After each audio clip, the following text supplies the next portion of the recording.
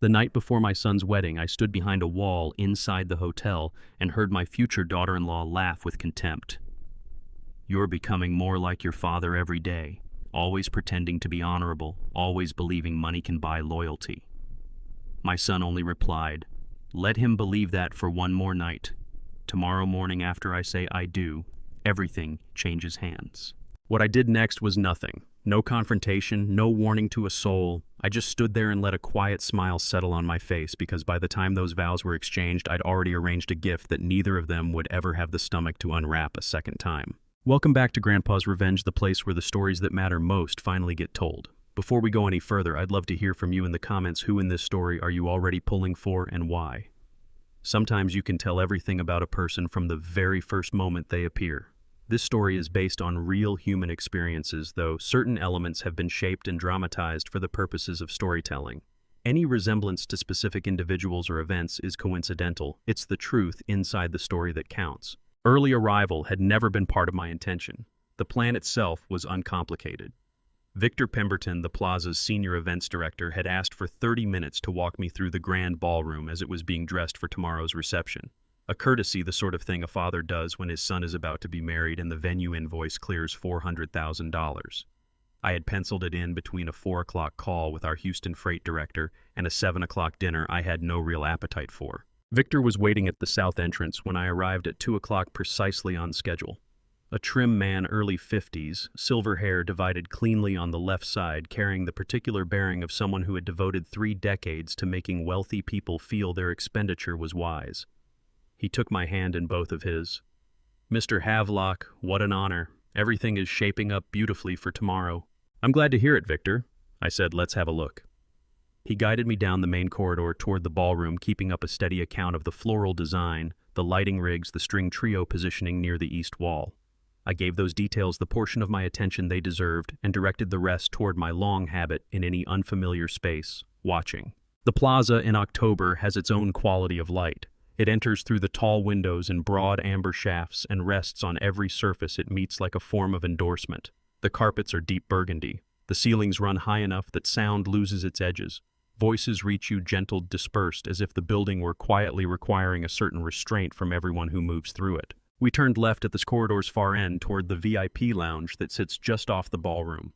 Victor was deep into the Champagne Tower logistics when I heard it, a voice precise and cutting. "Fletcher, I told you to handle this 2 weeks ago. 2 weeks and you still cannot manage one conversation without turning it into a performance." Victor kept moving. I did not. The voice was coming from behind a tall floral installation at the lounge entrance, white roses, several hundred of them, climbing a wrought iron frame that rose nearly 7 feet from the floor. The speaker had no way of knowing the structure offered perfect concealment to anyone standing just where I happened to be. Victor glanced back, eyebrows lifted in polite inquiry. I raised one finger. Whatever he read in my face was enough. He gave a brief nod and withdrew a few paces to inspect a wall sconce with the dedicated focus of a man being paid to find it interesting. The voice went on, and I placed it. Camille Harding, my son's fiancée, the woman who had spent the better part of 8 months addressing me as Edmund, with a warmth I'd registered as genuine and just slightly too deliberate. I have been patient, Fletcher. I have sat through that man's tedious anecdotes. 4 family dinners listening to him hold forth on trucks and freight corridors as if the movement of cargo between states were some personal invention of his. Her tone fell, but the scorn in it didn't soften, it condensed.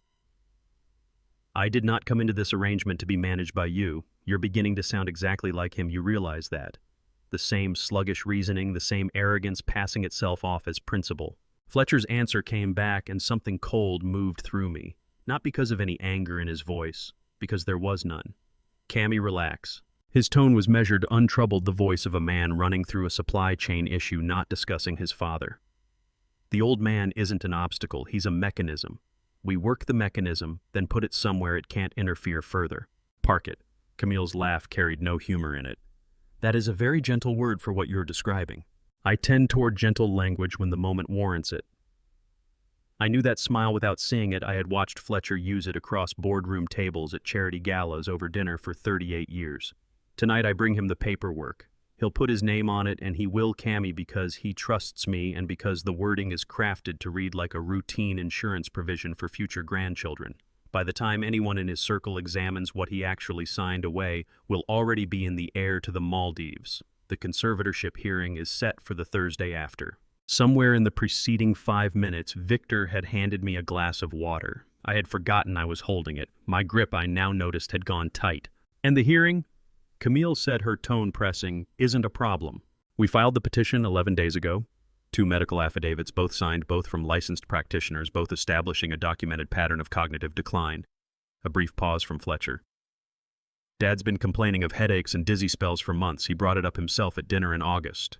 We simply made sure those symptoms found their way into the record with the right clinical context. The glass was very cold against my palm. The facility in Connecticut has confirmed the intake, Fletcher continued. Private room, comfortable, dignified. Another pause. He simply won't be positioned to contest anything by the time we hold guardianship. Camille made a sound, not quite satisfaction, not quite impatience, something between the two. What about his wife? Lenora has been gone 2 years. There is no wife situation. I placed the glass on the narrow ledge at my side. I set it down with complete care, producing no sound whatsoever. My hand, I observed this from some detached vantage point, was not trembling. 40 years of facing people across tables who wanted something from me had installed in me a capacity for stillness that functioned independently of whatever my chest was doing at any given moment. Victor Pemberton was still occupied with the wall sconce. The set of his shoulders had a deliberate quality that told me he'd absorbed more of that exchange than he had intended to. I adjusted my jacket. I stepped forward. I came around the floral installation and turned to Victor with the easy warmth of a man who had just found the champagne arrangements entirely to his satisfaction. Everything looks excellent, I told him. Please pass that along to your team. He turned toward me. Something moved briefly behind his eyes, concern, or the practiced vigilance of a man long trained to gauge the emotional temperature of his guests. Of course, Mr. Havelock, we're committed to making tomorrow absolutely perfect. It will be, I said. I meant every word of it. Only one of us in that corridor knew what the word meant. I made my way back along the amber-lit main corridor past the tall windows giving onto Central Park, turning gold in the October light, and I kept my face in the arrangement of a father whose mind held nothing more pressing than his son's wedding day. Somewhere behind that face, a door had shut on 40 years of a particular blindness. Recognition, in my experience, doesn't arrive with noise. It carries no announcement, no outrage.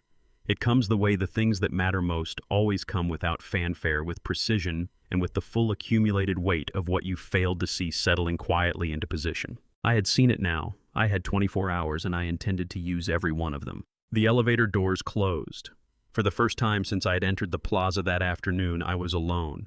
18 floors. I counted each one the way you count your own breathing, when you are keeping your hands from shaking by an act of will. The tower suite occupied the building's corner, curved along one wall, looking out over Fifth Avenue through glass that rendered the city below as something composed rather than inhabited.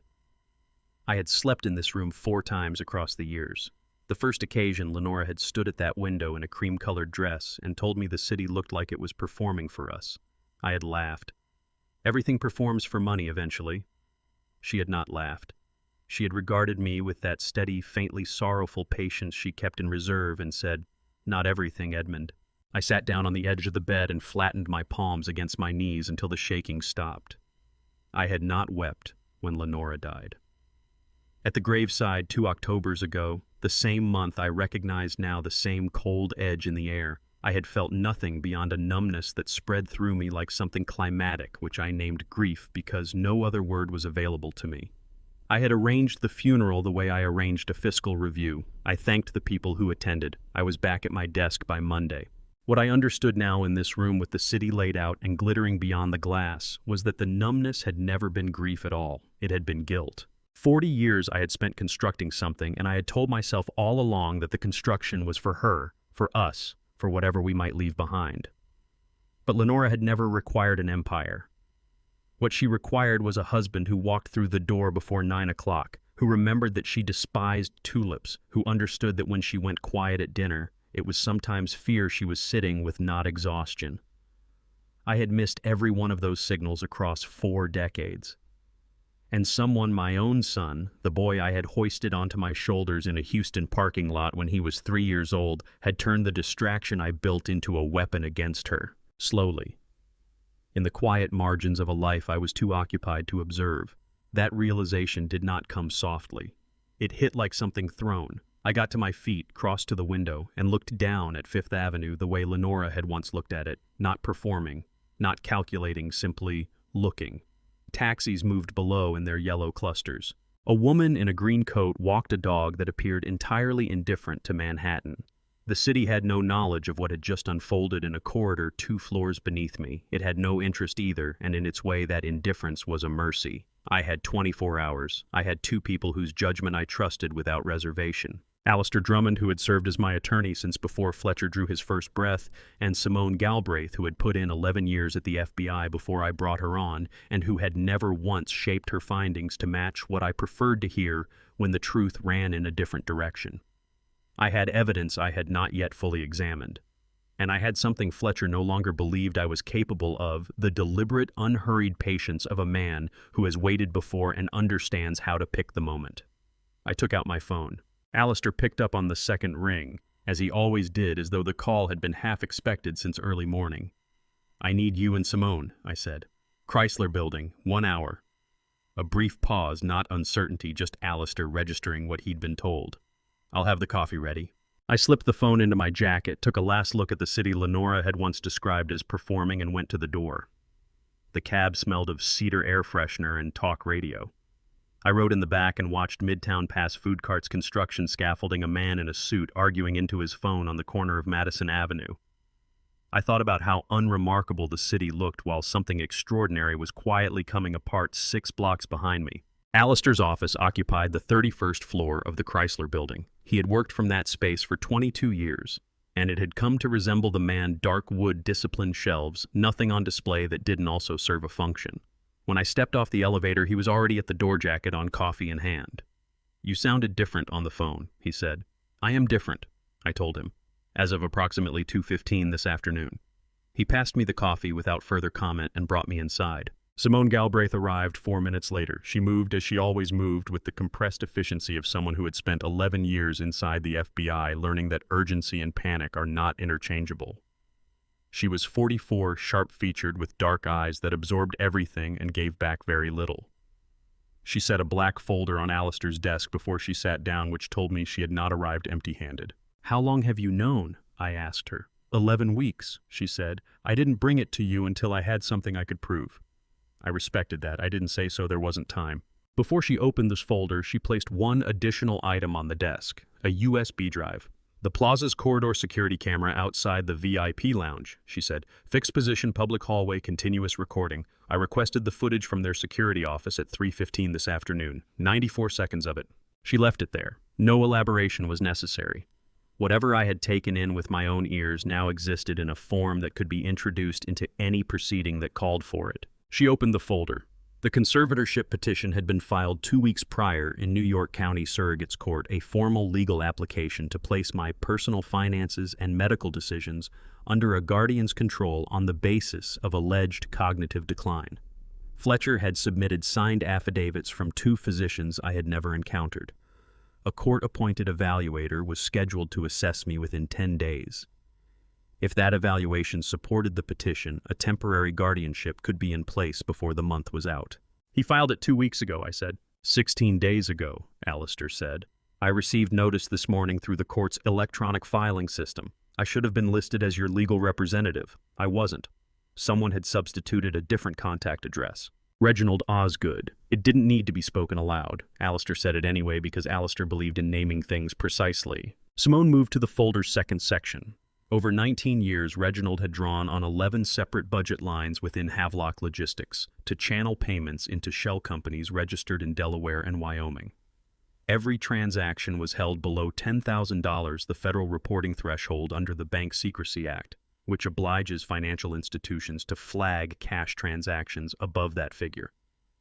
By keeping each transfer just under the line, Reginald had moved approximately $4.3 million without triggering a single automatic review. It was patient, methodical, and very nearly invisible. "Nearly," I said. "He made one mistake." 7 months ago, Simone said, 2 of the shell companies shared a registered agent address. I came across it during a routine vendor audit. 1 error in 19 years. I would have found the discipline admirable had the betrayal not been sitting in my chest like something that had calcified there. Alistair leaned forward. We have tonight and tomorrow morning. After that, the wedding's public character makes containment impossible. Then we don't contain it, I said. We use it. Alistair gave a single nod. Simone reached into her bag and laid a second folder on the desk. This one carried no label. There's something else, she said, about your health. You need to see this before we go further. 8 pages. Simone placed the folder in front of me and did not soften what was inside it. The first page was a laboratory report from Apex Forensic Laboratories in Newark, a private toxicology firm Simone had engaged before during internal fraud investigations. The sample was identified by case number only, but near the foot of the opening paragraph, the origin was recorded in clinical terms, collected from a ceramic coffee vessel, Havelock Logistics Executive Suite, Houston, September 19, 2023. I remembered that morning. I had left a half-finished cup on the conference table when Reginald called me away to look over a freight manifest. I hadn't gone back for it. I hadn't thought about it again until this moment. The report confirmed the presence of thallium sulfate in the residue coating the cup's interior. The concentration extrapolated to regular daily exposure across an 8 to 12-month period was consistent with chronic low-dose poisoning. Thallium, I said. It barely came out. Simone's voice held the steadiness people force into their voices when they are working to keep it there. A heavy metal, colorless, odorless, no taste, banned in the United States from consumer products in 1971 because it resists detection without a targeted test. Chronic exposure at low levels doesn't present as poisoning, it presents as aging. It looks like cognitive decline. I set the page down flat on the desk with both hands because if I had continued to hold it, I would have torn it apart. Lenora, I said. Alistair didn't move. Simone held my eyes. Her symptoms in the final 2 years, the tremors, the memory failures, the fatigue her physicians attributed to a degenerative condition are consistent with chronic thallium exposure. Simone continued. I contacted Dr. Gilbert Lindqvist at NYU Langone last week. 30 years of clinical experience in toxicology. He reviewed Mrs. Lenora Havelock's medical file, which I obtained through your existing power of attorney. His assessment begins on page 4. I turned to page 4. Dr. Lindqvist had written his conclusion in the careful, measured language of a man who understands what courtrooms require. In my professional opinion, the symptom progression documented in Mrs. Lenora Havelock's records between March 2019 and October 2021 is clinically consistent with chronic thallium sulfate poisoning and inconsistent with the idiopathic neurological diagnosis recorded at time of death. Inconsistent with the diagnosis recorded at time of death. My wife had not died from a disease. She had been killed by degrees quietly across years by someone who sat at our table and called her mom. I rose from the chair. I walked to the window and pressed one hand flat against the glass because I needed something solid and cold to press against. The anger moving through me was not the sharp reactive kind that flares and exhausts itself.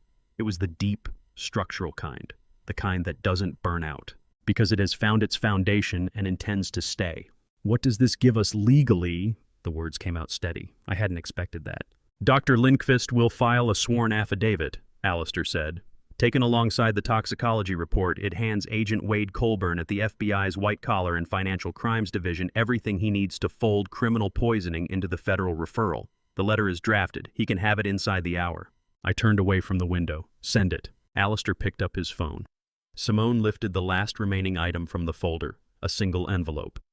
Metal clasp fastened Camille Harding's name written across the front in Camille's own hand. There's something else you need to look at, Simone said. It concerns exactly where Camille fits into the full picture. The envelope hadn't been glued. A metal clasp held it the sort reserved for legal documents, as though the person who put it together recognized that its contents demanded a degree of ceremony. Simone drew out the material and arranged it in 3 distinct groupings on the desk photographs.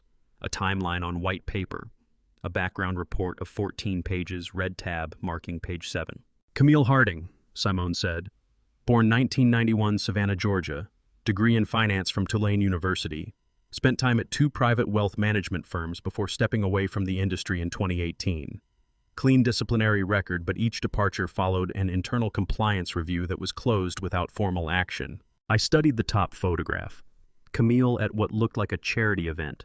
Black dress, controlled smile positioned beside a man I placed at once. Not Fletcher. Reginald Osgood. The image carried a date, October 2020, the Met Gala after party. Reginald made the introduction, I said. Reginald designed it, Simone said, but her first approach was to you. She pushed a single sheet across the desk, a guest list from a private equity conference in Palm Beach. February 2020, 8 months before that photograph. My name appeared on it. So did Camille Harding's. The memory returned, not cleanly, not right away, but with the slow reluctance of something the mind decided wasn't worth keeping a young woman at the pre-dinner reception, precise eyes well put together, who gave her name and had the subject of Havelock Logistics on the table within 3 minutes. I'd given her perhaps 4 minutes of my attention before moving on. She hadn't crossed my mind afterward. She made direct contact at that conference, Simone said. 2 additional attempts followed through your assistant's public email March and April of 2020. Both were turned away. 8 months on Reginald Osgood handed her the access to the Havelock family that she couldn't secure on her own. I let that settle. A woman who had fixed on this company pressed the front door, found it locked, and then located a side entrance. That entrance had a name, Reginald Osgood, and it had delivered her with what appeared to be deliberate precision to my son.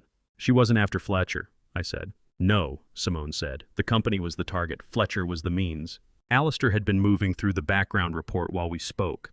He raised his eyes at page 7, the red tab.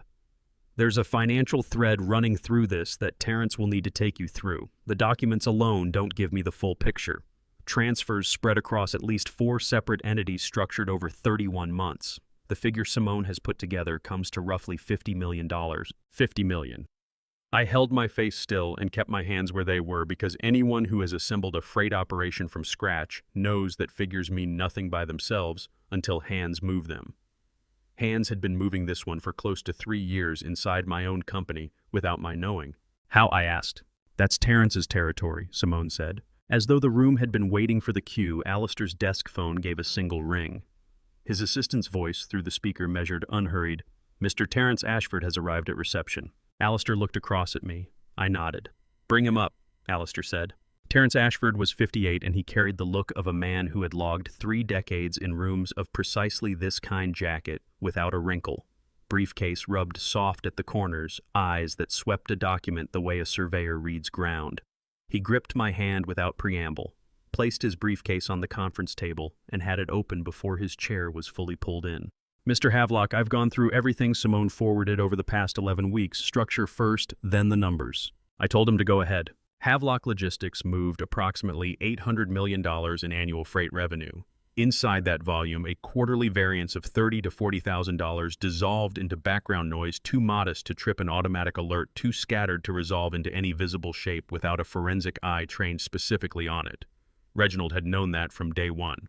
Over 19 years, he had built out 7 shell companies across Delaware, Wyoming, and Nevada, each jurisdiction chosen because it imposed minimal public ownership disclosure. The actual human beings controlling those entities were not required to surface anywhere in public records.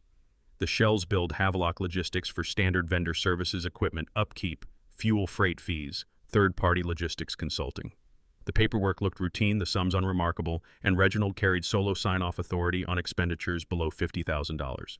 In 19 years, he had never approved a single payment above $48,000. 19 years, I said, and it went unseen. He tripped over himself, Terrence said. 7 months back, 2 of those shells turned up sharing a registered agent address in Wilmington. Simone came across it on a vendor audit. That one coincidence is the only reason we're having this conversation. Confirmed domestic transfers came to $4.3 million.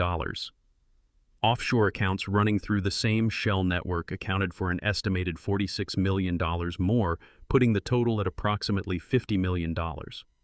Terrence kept the confirmed and estimated columns cleanly separated. That discipline was precisely why he held up in federal courtrooms. Alistair slid something small across the table toward me. The size and shape of an ordinary pen. Matte black. No markings. Thermochromic ink, Simone said. Looks completely black on the page. Heat activated. At room temperature, it disappears entirely within 4 to 6 hours. Tonight, when Fletcher presents those documents, the signature will be there. By the time the papers reach the bank's electronic processing tomorrow morning, that field will be empty. The transaction gets kicked back with an authentication error. The bank records the failure. Every particle of legal exposure lands on the person who presented the document, not the person who signed it. I rolled the pen once between my fingers. 19 years of patient theft. A $46 million web of offshore accounts. A conservatorship petition built to take everything I had constructed and hand it to the people trying to bury me. And what sat between all of that and justice was an $8 pen. Has it been tested in court? I asked. 2 federal cases, Alistair said. Both times the court found the signer carries zero liability when the ink's nature wasn't disclosed by the presenter. Fletcher's scheme becomes the instrument of his own undoing. Alistair's phone pulsed once on the desk. He read the screen. Emergency motion filed. Surrogate's court has confirmed receipt. The conservatorship evaluation is on hold pending Dr. Lindqvist's counter-affidavit. We have a minimum of 72 hours before a hearing can be put back on the calendar. The stay gave us what we needed, not lavishly. Enough. I put the pen down on the table and looked at Terrence. Can you have an evidence package federal grade in Agent Colburn's hands by 9 tonight? It's been ready, he said. I was waiting on your word to send it. Send it. Terrence snapped his briefcase shut. Simone reached into her bag and set one final item on the table. A slim envelope. No label. Corners aligned with the precision of something that had been handled with great care. One more thing, she said. This one changes the shape of everything. The third document ran to 11 pages. I went through every word. The room stayed completely quiet around me. Alistair's pen had gone still. Simone's phone lay face down, and Terrence sat with his hands folded in the manner of someone long practiced at giving people the space to take in information that fundamentally alters what came before it. I finished the last page and set it flat on the desk. My hands weren't shaking, but somewhere behind my sternum something was occurring that I could only put into words as the sensation of a very large, very old structure settling on a new foundation, not breaking apart but shifting, reconforming, becoming something whose shape no longer matched what it had been an hour ago. Walk me through the methodology, I said to Simone. Precisely. I need to know how this was obtained and whether it will hold. Simone leaned forward. 6 weeks ago, during a routine board meeting at the Houston office, Reginald used a coffee cup from the conference room service standard ceramic handled by catering staff before and after the meeting. When the meeting broke up before the table was cleared, I collected the mug myself. I told the room I was tidying up. She paused. I sent it to a private forensic laboratory in New Jersey, Apex Forensic Laboratories, fully accredited, regularly retained by law firms and insurers for civil litigation support. I requested a complete DNA profile from the biological material on the rim. Is that admissible? I asked. Entirely, Alistair said. There is no reasonable expectation of privacy over an item abandoned in a shared commercial space.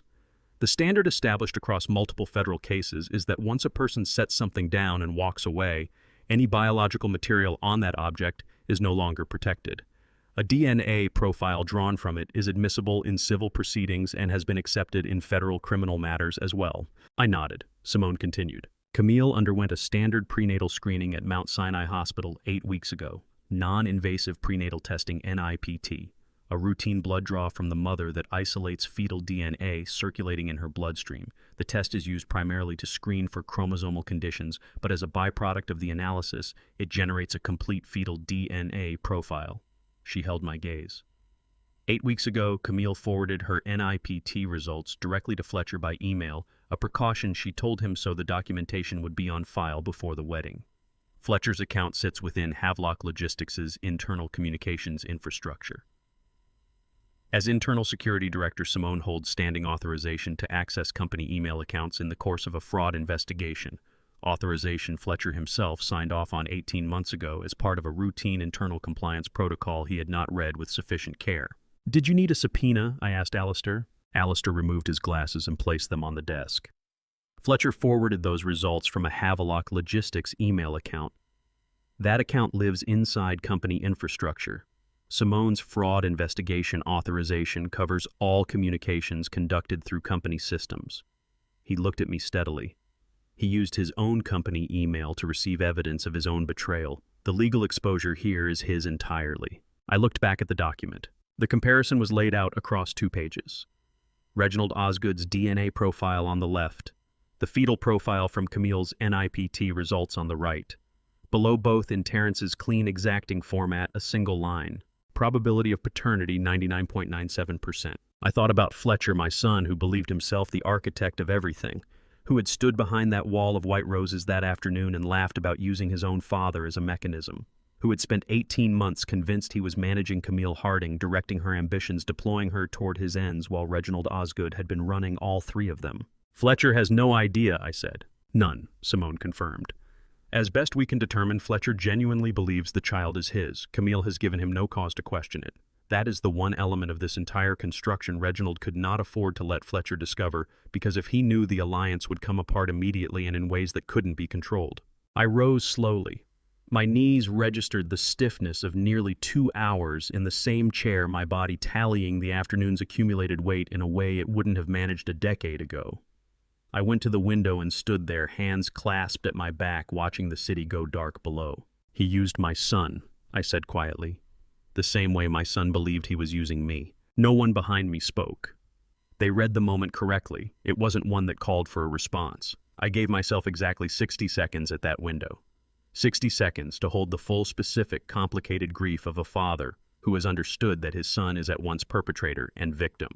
The weapon and the wound both, and that loving him and stopping him are not competing obligations but a single act performed at the same time. Then I turned back to the room. "Agent Colburn arrives at 9, I said. "That gives us 2 hours to assemble the complete package. I want everything ordered in sequence: the financial fraud documentation, the conservatorship filing irregularities, the toxicology report, and this." I touched the third document. All of it shaped into a single coherent evidentiary narrative that a federal prosecutor can carry directly into a grand jury room. Terrence was already organizing his papers. "I've been building it that way since this afternoon."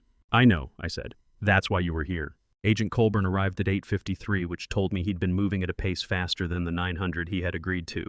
He was 45 medium height, with that particular physical quality common to people who have spent 2 decades in federal law enforcement.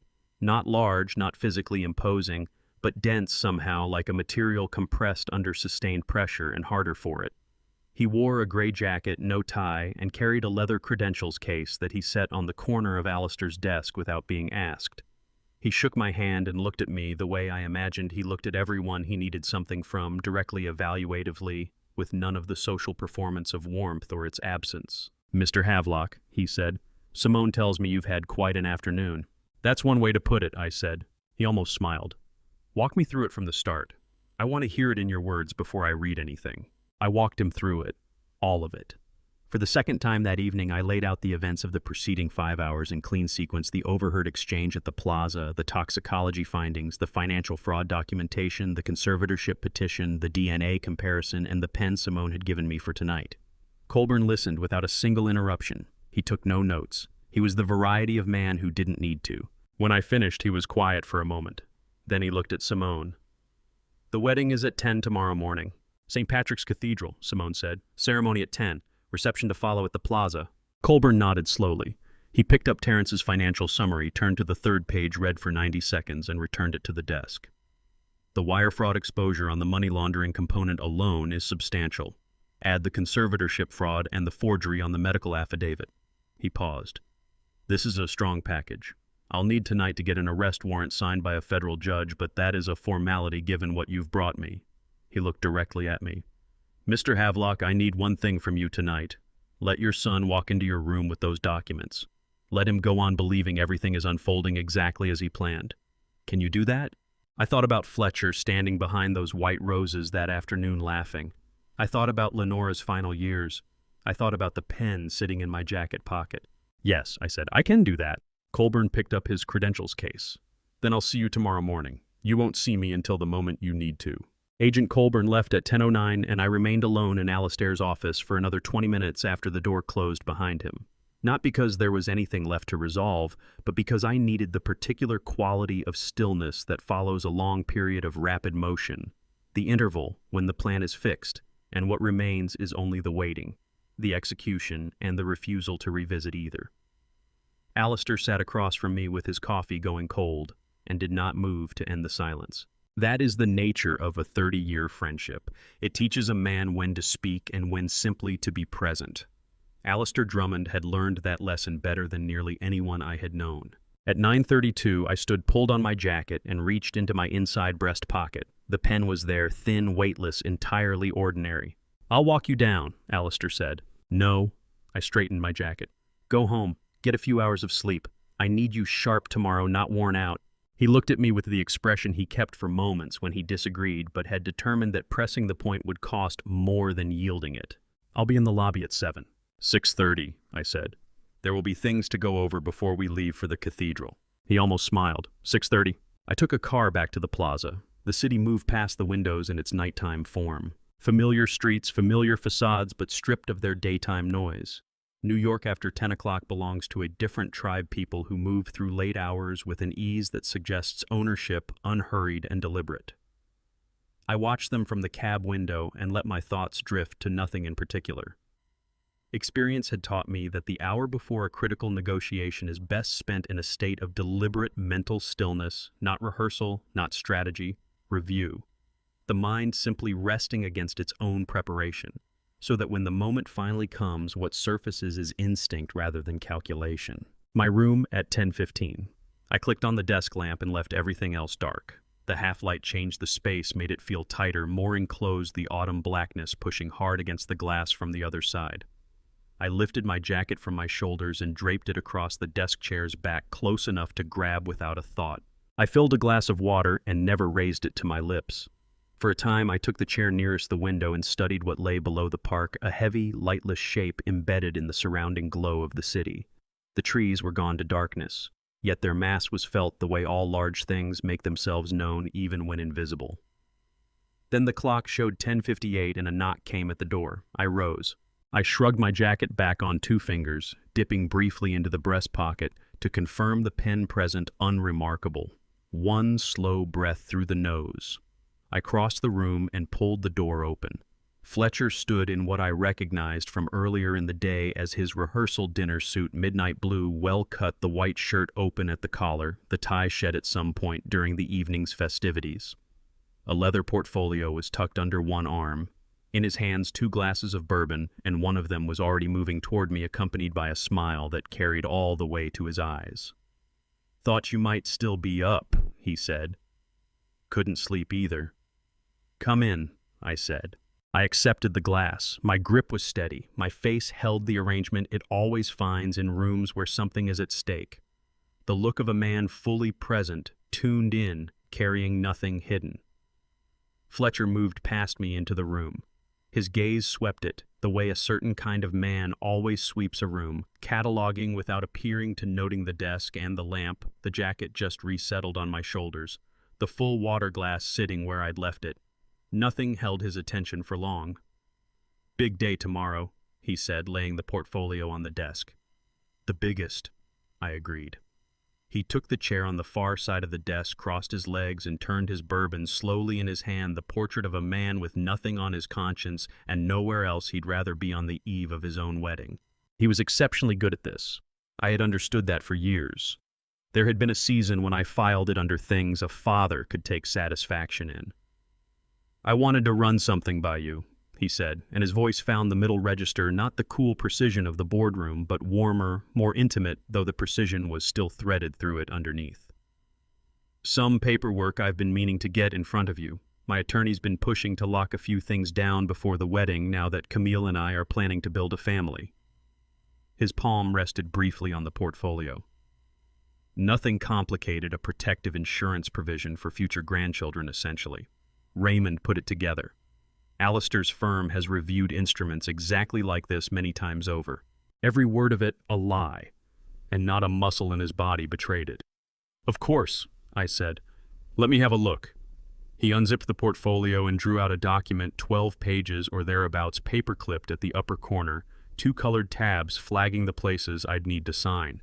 He placed it squarely before me and rotated it so the text ran my way. He did not offer to narrate it. He simply leaned back and reclaimed his bourbon. I lifted the document and began reading from the top, slowly, lips tracing the lines in a faint, visible murmur, a habit I had been deliberate about cultivating over the preceding 6 months, ever since the fiction of my cognitive decline had taken root in Fletcher's private world. I caught the breath he released, barely audible, that small exhale a man allows himself when the machinery is running exactly as designed. Page 3 at the same measured pace. "All very sensible," I said, looking up briefly. Lenora would have been glad to know the grandchildren were looked after.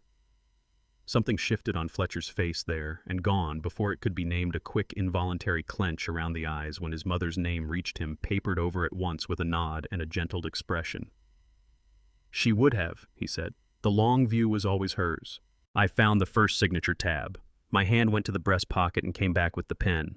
I uncapped it, set the tip against the line, and wrote my full name, Edmund Grayson Havelock with the same motion I had used on documents for 40 years, feeling the pen track across the paper, with the faintly different drag of the thermochromic ink, something no observer would ever detect. Second tab, second signature.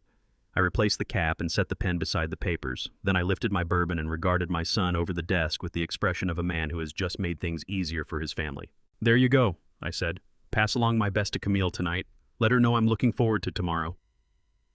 Fletcher gathered the pages, knocked their edges flush against the desk, and returned them to the portfolio with the measured handling of someone managing an asset. He came to his feet, took the last of his bourbon in a single tilt, and placed the empty glass on the desk. "Thank you, Dad." Warm, authentically warm-sounding, the kind that only comes from long, careful rehearsal of sincerity. His hand settled for a moment on my shoulder. "Get some rest. Tomorrow is a day you'll carry with you." "I know it is," I said. He walked out. Behind him the door found its frame with that precise, muted click particular to doors in hotels that charge for the silence. I remained at the desk. I looked down at the pen, that $8-looking object entirely unremarkable, which had just rendered 12 pages of elaborately constructed fraud into something no court would honor. I picked up my phone and sent Alistair one line. "Done. Clean. Get some rest." The answer came in 40 seconds. "Confirmed. See you at 6:30. I put the phone down and went to the window. Out there, New York was conducting its usual 11 o'clock on a Friday, pulsing lit, indifferent in the way of a city that has absorbed every variety of human event and registered surprise at none of them. Somewhere in the lobby below, Fletcher was making his way toward the exit portfolio under his arm. Bourbon still warm in him, entirely certain that morning would find him a man who had secured everything. I switched off the desk lamp. Still dressed, I stretched out on top of the covers and fixed my gaze on the dark ceiling above me. Sleep was slow to arrive, but when it did, it came without turbulence, the clean, uncomplicated sleep of a man who has finished what he set out to do and does not flinch from what waits on the other side.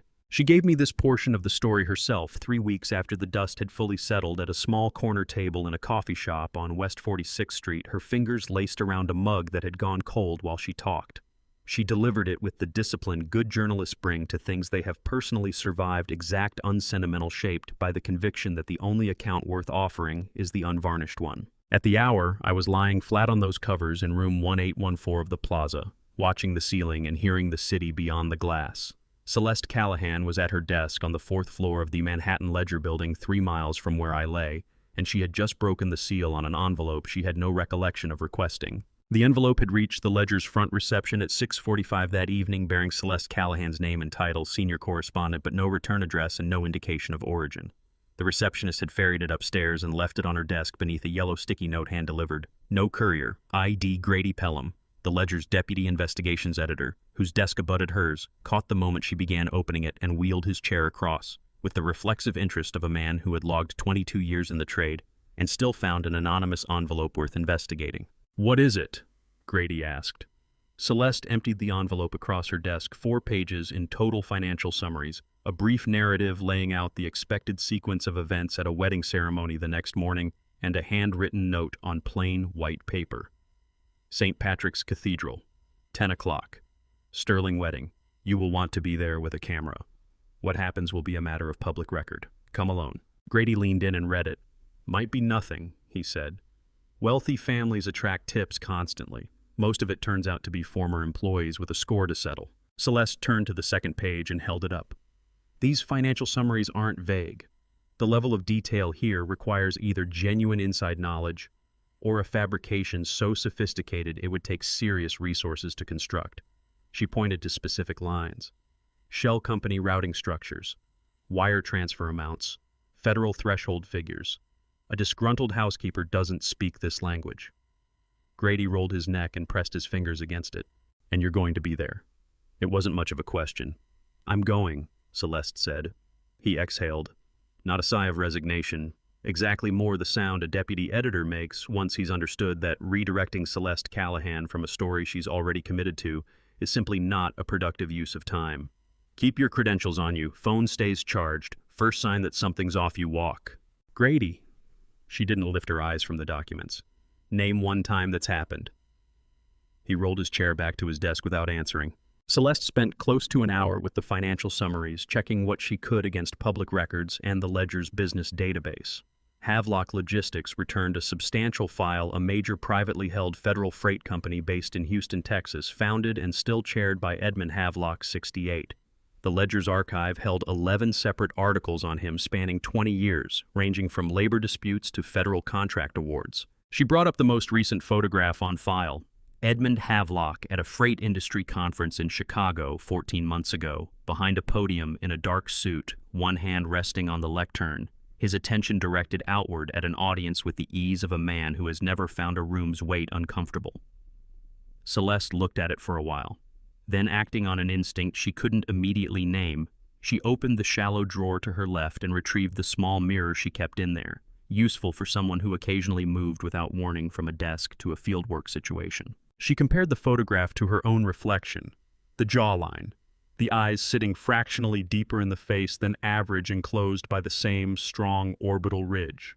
The not quite a smile, a faint asymmetry, anchored at the left corner of the mouth, visible even in a face otherwise trained toward neutrality. Her whole life, people had told Celeste she had her mother's smile.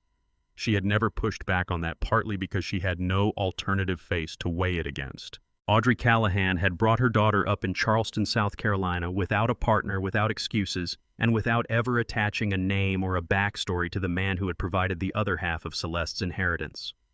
When Celeste had pressed her, as any child eventually does, Audrey's answer had been the same every time.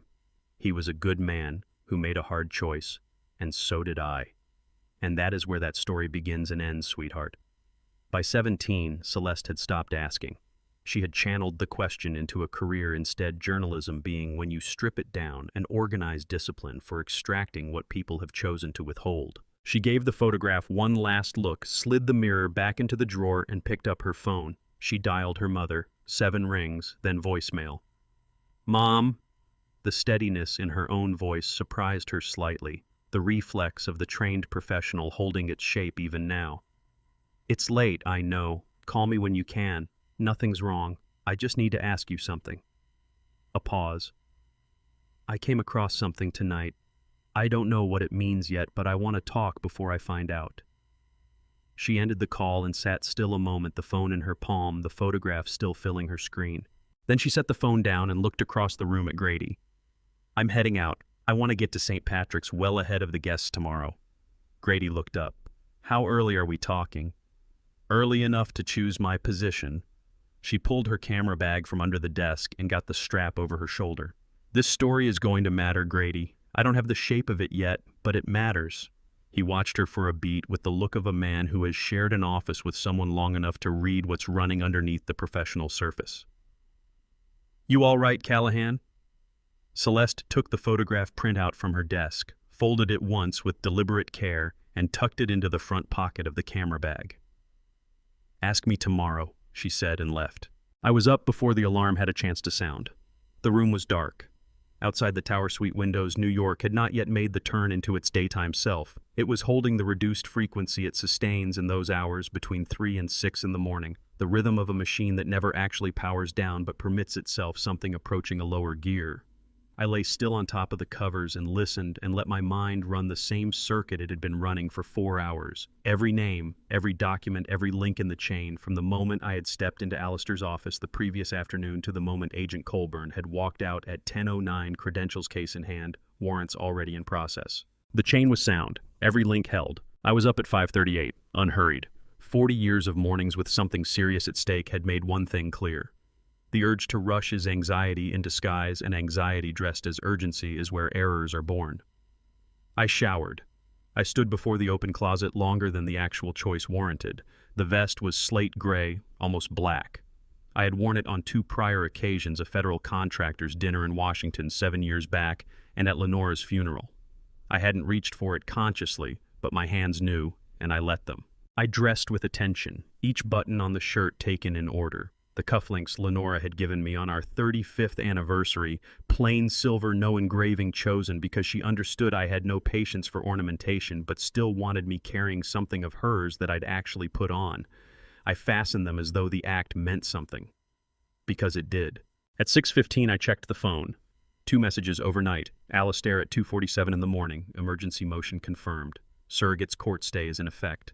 Conservatorship evaluation suspended pending medical review. They cannot proceed. Simone at 4:03. All 6 agents confirmed and positioned for tomorrow. Colburn has the warrants. Evidence package complete and transmitted. Everything is clean. I read through both twice. Then I set the phone aside and picked up the framed photograph I'd removed from my wallet the night before and left propped at the base of the bedside lamp. Wallet-sized, the edges worn to a softness that comes from 17 years of daily contact. Lenora at 51 in the garden of our Houston home on a Sunday afternoon mid-laugh at something the camera never captured. The light had found her hair at exactly the right angle, and by some luck the photograph had held it. I sat on the edge of the bed with it. I should have seen it sooner. My own voice was unfamiliar in the empty room, unguarded in a way I hadn't allowed since the morning the housekeeper's call came through from Dallas. I kept telling myself I was giving him space to grow, that I was honoring what you believed about him. My thumb pressed against the frame's edge. The truth is, I didn't look because looking would have meant being wrong about him. And being wrong about him meant being wrong about everything I thought I was building across all those years. The room absorbed that without offering anything back. He killed you. Flat. Final. The register of a verdict, not a question the way a doctor speaks once there's nothing left to soften. I can't yet prove every element of it to the standard a courtroom demands, but I know it, the way I have always known the things that are true past the numbers, past the documents, down in the place where certainty doesn't require an argument. My jaw pulled tight. My eyes burned at the edges. I'm going to end this today, for the company, for everyone who built it with me, for you. I put the photograph into my inside breast pocket beside the pen. Alistair picked up on the first ring. What I'm about to share next changed everything, not just what I knew, but what I could no longer pretend I didn't know. Before we get there, tell me this. If you discovered that someone close to you had been quietly working against you for years, would you confront them directly, or would you gather every last piece of evidence first? I'm already downstairs, Alistair said. I brought coffee. I said 6:30. I know what you said. Something in his voice, not emotion exactly, but the compressed, controlled quality that feeling produces in a man who has spent his career learning to contain it. I wasn't going to sit in my apartment until 6:30, Edmund. I nearly smiled. I was downstairs in 10 minutes. Simone picked up before the first ring had finished. Everything is in position, she said.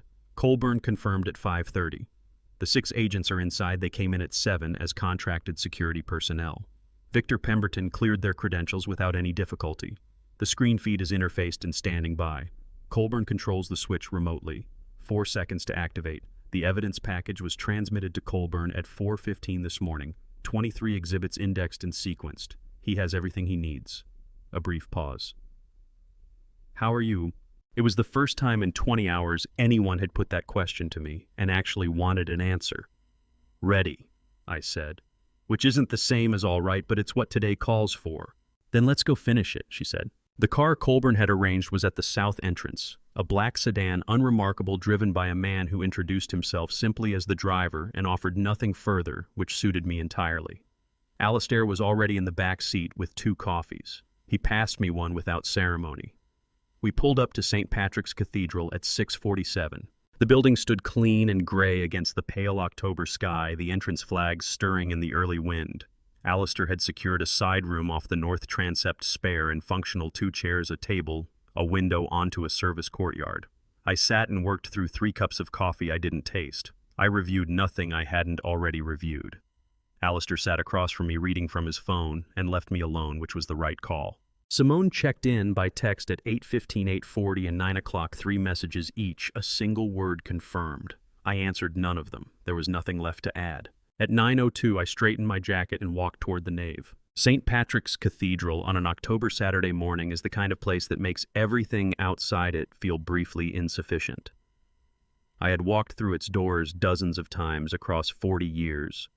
Weddings, funerals, the occasional solitary hour I permitted myself when the city pressed in, and I needed the specific stillness that only an old, large building can offer.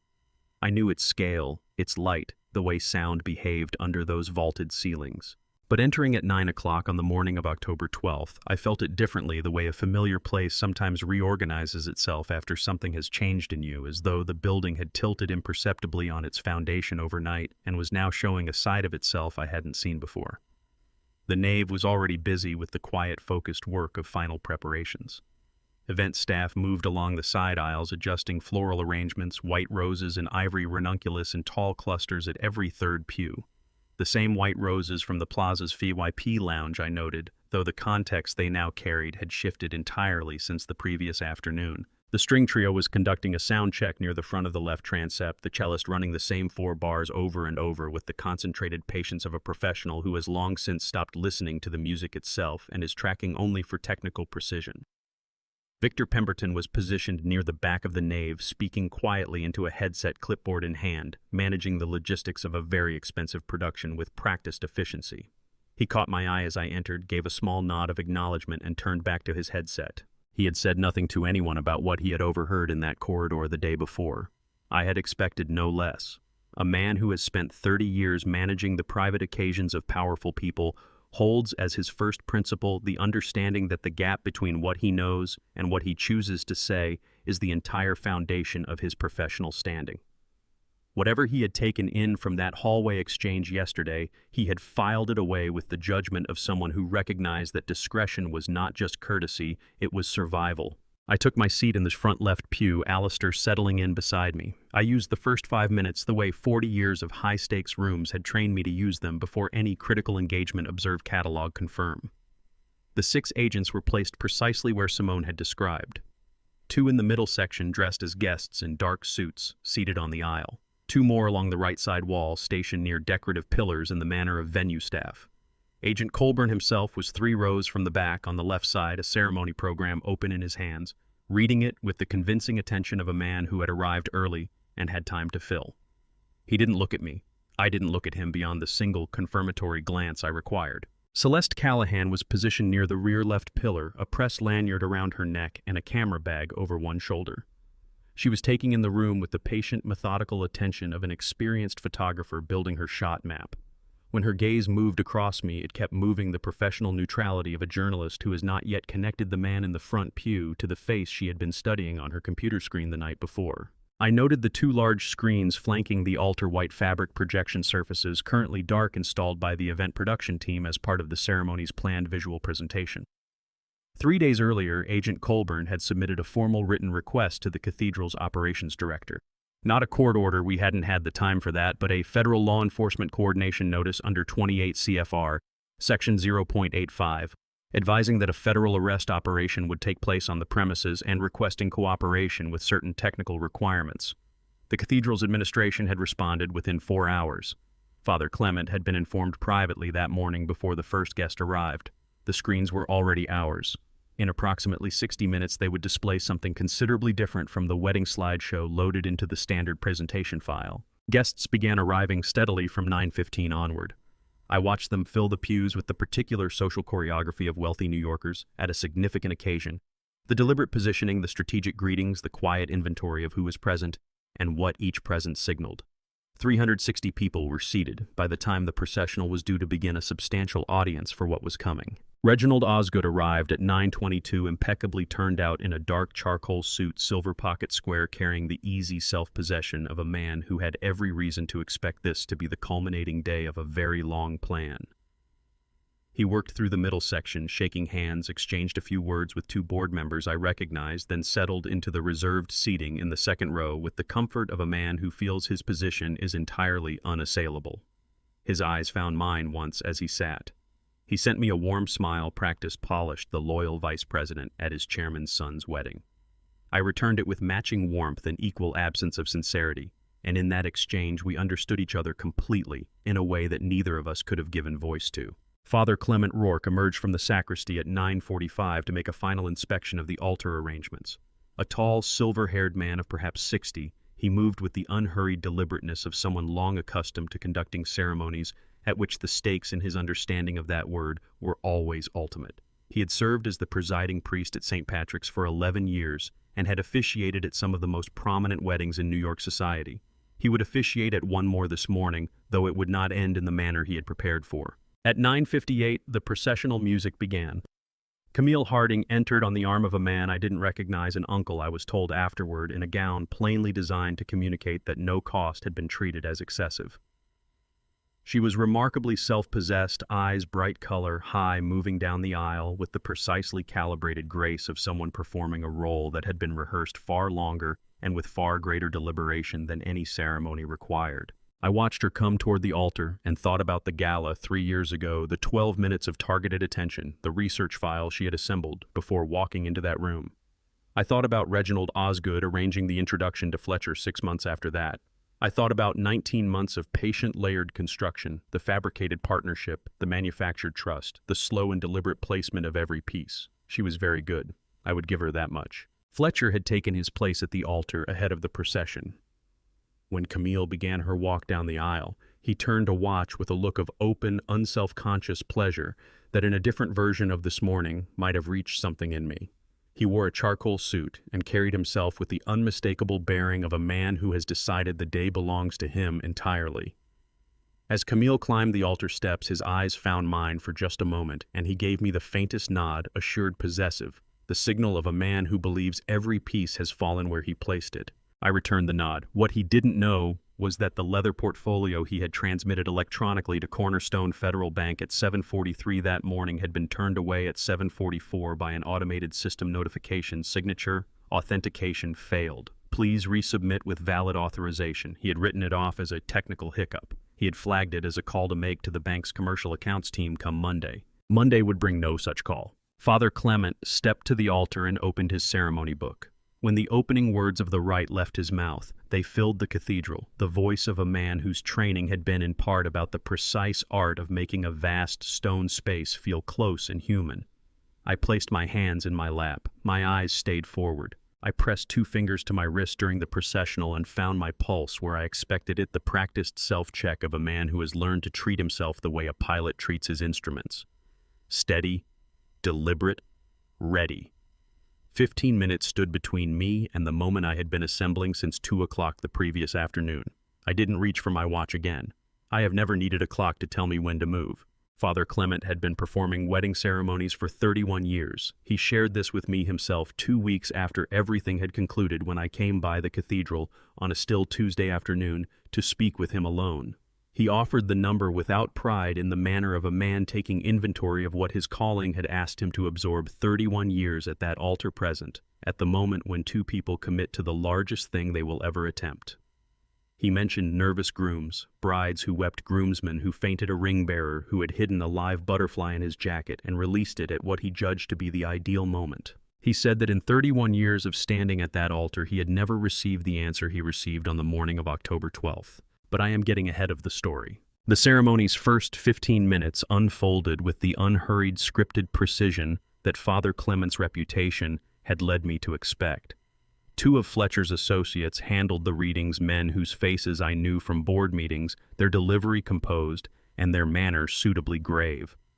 The string trio filled the intervals between sections with the restrained, polished sound of musicians who know their role is to serve the atmosphere, not command it. I sat in the front pew and watched my son at the altar beside the woman who had spent 3 years maneuvering herself to that exact spot. My face held the expression of a proud father. Beneath it, I was aware of Lenora's cufflinks at my wrists, the photograph sitting in my breast pocket, the pen next to it. And I breathed with the measured evenness of a man who has long understood that the body goes wherever a disciplined mind instructs it. Fletcher glanced back at me twice while the readings were underway. Each time his eyes held mine for a beat, and what I saw in them was satisfaction, not the surface kind, but the deep, settled variety that comes when a man believes he has successfully closed the last open question. I gave him back what I intended him to read as a father's pride. He appeared satisfied with whatever he found there. Reginald Osgood occupied a seat 2 rows behind me, slightly to my right. His presence registered the way a structural flaw registers, not as a sudden alarm, but as a quiet, persistent awareness that something in a wall you trusted is not entirely sound. He hadn't directed his eyes my way since that exchange of smiles in the aisle. He was following the ceremony with the focused surface calm of a man whose normality had been practiced so long and so thoroughly it had ceased to look like a performance. As the exchange of vows drew near, Father Clement's voice filled the nave with the same authority I had noticed at the outset, the voice of a man who has mapped every acoustic property of his space the way a conductor maps an orchestra. He understood exactly what the room needed and delivered precisely that. Fletcher and Camille faced one another. Camille's eyes were clear and bright. The bouquet in her hands didn't waver. Whatever ran beneath the surface, and I had given up some time ago trying to locate genuine feeling behind a face that had been shaped consciously over 3 years. She offered the image of a woman fully inhabiting the moment she had chosen. Fletcher took her hands. His shoulders were square, his jaw held in the specific way it does when he considers himself firmly in control. Vows were spoken. Rings appeared. Father Clement advanced toward the final portion of the rite, his cadence steady and sure, and then he stopped. The pause is a formal one. Liturgical. It has belonged to the Roman Catholic marriage rite for centuries. In ordinary circumstances, it is the single quietest point in the entire ceremony, a handful of ritual seconds before the final blessing, a space built into the structure theologically so that truth, if it exists, has somewhere to go. Father Clement's gaze moved across the congregation. His voice was level and unhurried. If anyone here present knows of any lawful impediment why these two persons should not be joined in holy matrimony, let them speak now or forever hold their peace. What followed lasted 3 seconds. I have replayed them many times. 3 seconds during which the string trio sat motionless, during which 360 people held whatever they were doing, during which Father Clement's eyes worked the room with the patient certainty of a priest who has posed this question 400 times, heard nothing 400 times, and had no particular reason to expect the 401st to be any different. I got to my feet. My legs were steady. My hands were still. Lenora's cufflinks caught a thread of colored light from the stained glass above the altar and cast 2 small, bright points on the pew in front of me as I rose. That was the last detail my attention took in before everything narrowed to the single axis between me and the altar steps. The room shifted before my eyes registered the shift. A breath moved through all 360 people at once, quiet, collective, involuntary, the way wind travels through a wheat field, sourceless, and everywhere simultaneously. I moved out of the pew. I went up the center aisle at a pace that was neither rushed nor hesitant, not the driven stride of someone staging a disruption, but the deliberate, unhurried step of a man who has been entering rooms where something was at stake for 4 decades and has learned that the manner in which you cross a threshold tells the room everything it needs to know about your right to be there. I belonged there. The family now standing at that altar was one I had built. The cathedral housing them operated in part on foundations I had funded. The $400,000 reception waiting 3 blocks away bore my signature on the check. Whatever the next minutes brought, the walk itself I had earned. The change in Fletcher's face came the instant recognition arrived. What had been there before, that settled, assured look, vacated it. Not in a rush, not in a collapse, but the gradual way a face loses color when the blood has been called elsewhere for something the body has judged more urgent. His hands came apart from Camille's. His chin lifted. His gaze moved from me to the congregation and back, working through calculations I could observe but not fully read. Camille's bouquet shifted fractionally, but it shifted. Her composure didn't break, but something that had been lit behind her eyes went dark quietly, the way a pilot light fails when a draft finds it. From somewhere behind me, Reginald Osgood produced a sound I couldn't quite make out, a hard exhale, or perhaps the front edge of a word that never arrived. I came to a stop in the base of the altar steps and turned toward the congregation. 360 faces returned my gaze. Some were confused, some had gone alert with something close to alarm. Others were already angling toward the people beside them, moved by the social instinct of those who understand, even before they can name what they're watching, that what is happening will be recounted. Father Clement studied me with the still calibrating attention of a man whose years at the altar have taught him to distinguish ceremony from the genuine thing. He said nothing. He waited. I looked at the room, I looked at my son, I looked at the woman standing next to him, I looked at Reginald Osgood in the second row, his face gone very still in the way that has nothing to do with calm and everything to do with the particular quality of stillness a man discovers when the situation he was certain he was managing has quietly made clear that it is no longer his to manage. Then I turned back to the congregation and spoke. I have cause. My voice didn't waver. It reached the rear of the cathedral without strain, the way it has always found the far corners of rooms that demanded it. My name is Edmund Havelock. I built Havelock Logistics from a single freight depot in Houston, Texas, across 40 years of work and the conviction that what you build honestly is worth defending. Honestly, I paused not for effect, to breathe. I am standing here this morning because what is about to take place in this room rests on a foundation of fraud, deliberate poisoning, and a betrayal that reaches back further than anyone in this room, save 3 people, has ever been permitted to know. The cathedral held absolute silence. Fletcher took 1 step forward. When he spoke, his voice came out low and clenched, the voice of a man applying significant force to contain something that wanted to be far louder. "Dad, sit down. You're not well. Everyone here can see that." "I am in exceptional health," I said. I didn't lift my voice. There was no need. "And I have spent the last 20 hours ensuring that what I am about to show this room cannot be argued away, dismissed, or recast as the confusion of an old man." I held his gaze for a long moment. My son, my only child, the person I had loved imperfectly, incompletely, with the full and honest measure of what I had. "I'm sorry it arrived at this, Fletcher. Genuinely sorry." He started to speak again, but I had already turned toward the screens. I gave the signal. Simone and I had settled on small, unhurried, the same motion I use in boardrooms when I want something set in motion. 4 seconds later, both screens flanking the altar went from dark to a hard, brilliant white. Then the sound came. The first thing to reach the cathedral speakers was Camille's voice. Not the warm, carefully modulated register she used in public, the one calibrated for rooms where the people with money had opinions about how an ambitious woman ought to present herself. This was the other voice, the one captured approximately 44 hours earlier by the fixed security camera mounted in the corridor outside the VIP lounge at the plaza. A camera aimed at a public hallway, recording continuously as hotel security systems do, with no expectation of privacy for anyone passing beneath it. Simone had requested the footage from the plaza's security office within an hour of my departure from the building. Public space standard surveillance, entirely legal. The recording ran 90 seconds. All 360 people heard it together.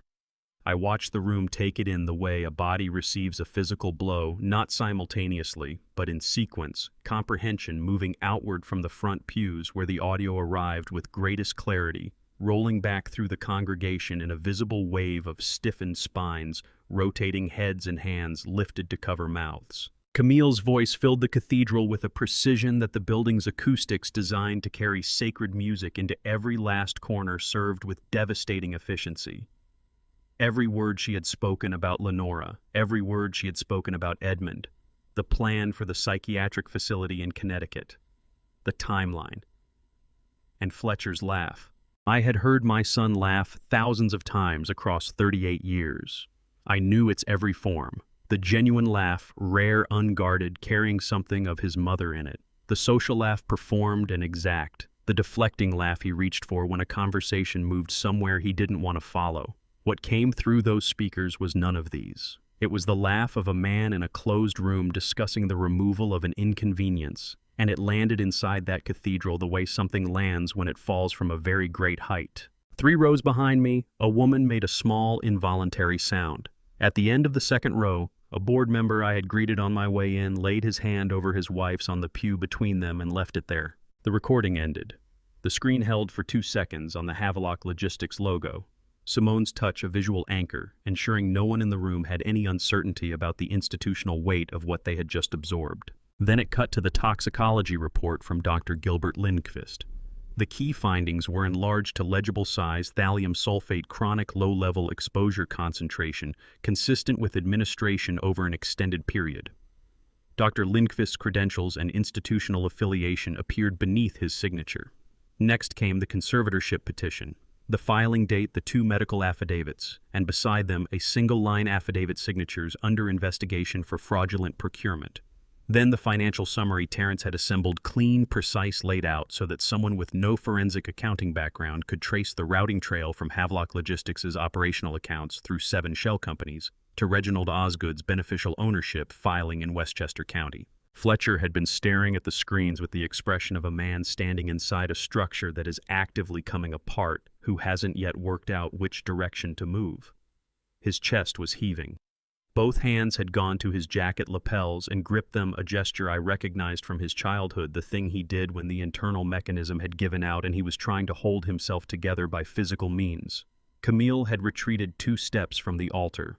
Her bouquet hung at her side, the flowers pointing toward the floor, and her face had undergone a change that no amount of composure discipline could have readied her for the particular raw blankness of someone whose constructed surface has been stripped away in public, who has not yet located the next expression to put in its place. Reginald Osgood rose from his pew. He did it quietly, no dramatic gesture, no sudden movement, and that quietness was more unsettling than noise would have been. He was already calculating. I could read it in his jaw, and where his eyes had gone, not toward the screens, not toward Fletcher, but toward the side aisle and the door past it. 20 years of meticulous, patient construction, and when it fell, his first instinct was precisely what it had always been. Move quietly. Move fast. Don't announce the movement. He had taken 3 steps toward the side aisle when Agent Wade Colburn rose from his seat 3 rows from the back. Colburn moved with the economical, unhurried authority of a man who has done this many times and understands that performing urgency serves the person being apprehended, not the person doing the apprehending. He produced his credentials case and held it open as he came forward. The 2 agents positioned along the right wall began moving at the same moment. The 2 in the middle section were already on their feet. Reginald Osgood. Colburn's voice carried cleanly into the silence. Federal Bureau of Investigation. Stop where you are and keep your hands where I can see them. Reginald stopped. His hands came up measured and slow. Something moved across his face that I had never observed in 20 years of knowing him, not panic, not fury, but the specific flattened look of a man who has spent 2 decades analyzing risk and has at last encountered the one he got wrong. Fletcher's head swung toward Colburn, then toward Reginald, then toward the agents advancing up the aisles. His mouth came open. What is... His voice fractured on the second word. He pressed his fist against his chest, a physical effort to push back against whatever was happening inside it. What is this? These are my wedding guests. These are... He turned toward the nearest agent, his voice climbing. Get your hands off him. Do you know who I am? Do you have any idea who... Fletcher Havelock. The second agent had reached the altar steps. His voice was level and practiced. You are under arrest for federal wire fraud conspiracy to commit financial fraud and filing a fraudulent legal petition with the New York County Surrogates Court. You have the right to remain silent. Anything you say can and will be used against you in a court of law. Fletcher's face came apart not in a single collapse, but in stages, the way a structure goes down in a controlled sequence, each load-bearing element releasing in turn until nothing remained that resembled what it had been. The rims of his eyes went red. His jaw worked without producing sound. The look he gave me from those altar steps, I hadn't seen anything like it since he was 7, standing over whatever he'd shattered, weighing whether the truth would serve him better than a lie. Dad. The word came out destroyed, hollowed of everything but the bare, unvarnished sound of a man reckoning with the full weight of his choices and their price. Dad, you did not have to. Yes, I said. I did. The agent's hand came down on Fletcher's arm. Fletcher jerked back as if contact itself were painful, a whole-body recoil that traveled from his shoulders all the way down to his fingers. His eyes welled. One tear broke free and slid the length of his left cheek. He left it there. Either he couldn't summon the will to brush it away, or that particular form of concealment was simply beyond him now. It was the most unguarded thing my son had shown me in years. Camille watched the agent take hold of Fletcher's arm, and something behind her eyes recalibrated instantly with the cold, swift precision of a woman for whom being overtaken by events has never once been an option. She turned to face me. Her chin lifted. The bouquet fell from her grip and met the altar steps with a quiet, conclusive sound. Edmund, her voice was leashed, surgically leashed, the manner of someone holding a thing that will do real harm the moment it slips free. I want you to know I had no part in choosing any of this. Fletcher came to me. Reginald came to me. I was cornered, and I did what any person does when survival is the only currency on the table. Surely you above anyone can understand what it means to be held hostage by circumstances you didn't. My voice when it came was harder than I'd meant it to be, not raised. I have never relied on volume to make a point land. I know what you say when you think the audience has gone home. Camille, what you perform for a watching room holds no interest for me whatsoever. Something gave way in her composure. Not a collapse, a hairline fracture, the jaw going tight, the eyes kindling with something that occupied the narrow ground between grief and fury without quite being either. Then Agent Colburn's second team arrived at her side, and whatever she'd been building toward dissolved unspoken. Father Clement Rourke had not shifted from his place at the altar through any of it. He stood holding his closed ceremony book and bore witness to everything with the stillness of a man who has spent 31 years standing at the hinge of the largest moments people live through and has learned to absorb them without looking away. Once the agents had moved Fletcher and Camille and Reginald toward the side corridor and the room had gone into the stunned collective quiet of 360 people attempting to reorient their understanding of the morning, Father Clement's eyes found mine. No words, a single nod measured solemn the acknowledgement one person gives another when something irreversible has just been done and both of them know the cost. I returned it. Somewhere behind me in the cathedral, a person started to cry. Quietly, the helpless, involuntary sound of someone whose mind can't yet hold what they've seen, so the body has taken over the work of processing it. From the back of the nave came something else, the sharp, methodical report of a camera shutter running in sequence. Alistair Drummond had taken his position near the far end of the third pew left side from the moment the screens went dark. I had stationed him there with care near enough to the altar that 15 seconds would put him at its foot, far enough from the front rows that no one watching the ceremony had found his presence worth remarking on. 66 years old, and he carried himself with the measured, unhurried command of a man who has spent 30 years knowing that when a room has absorbed a serious blow, the most steadying thing anyone can offer it is the sight of someone who already knows the next step. He came up the center aisle, now briefcase in one hand, a single page in the other. The 340 people still in their seats tracked him with the taut, uncertain focus of an audience that has survived the main act and can't yet determine whether what follows is a coda or a second act. It was a second act.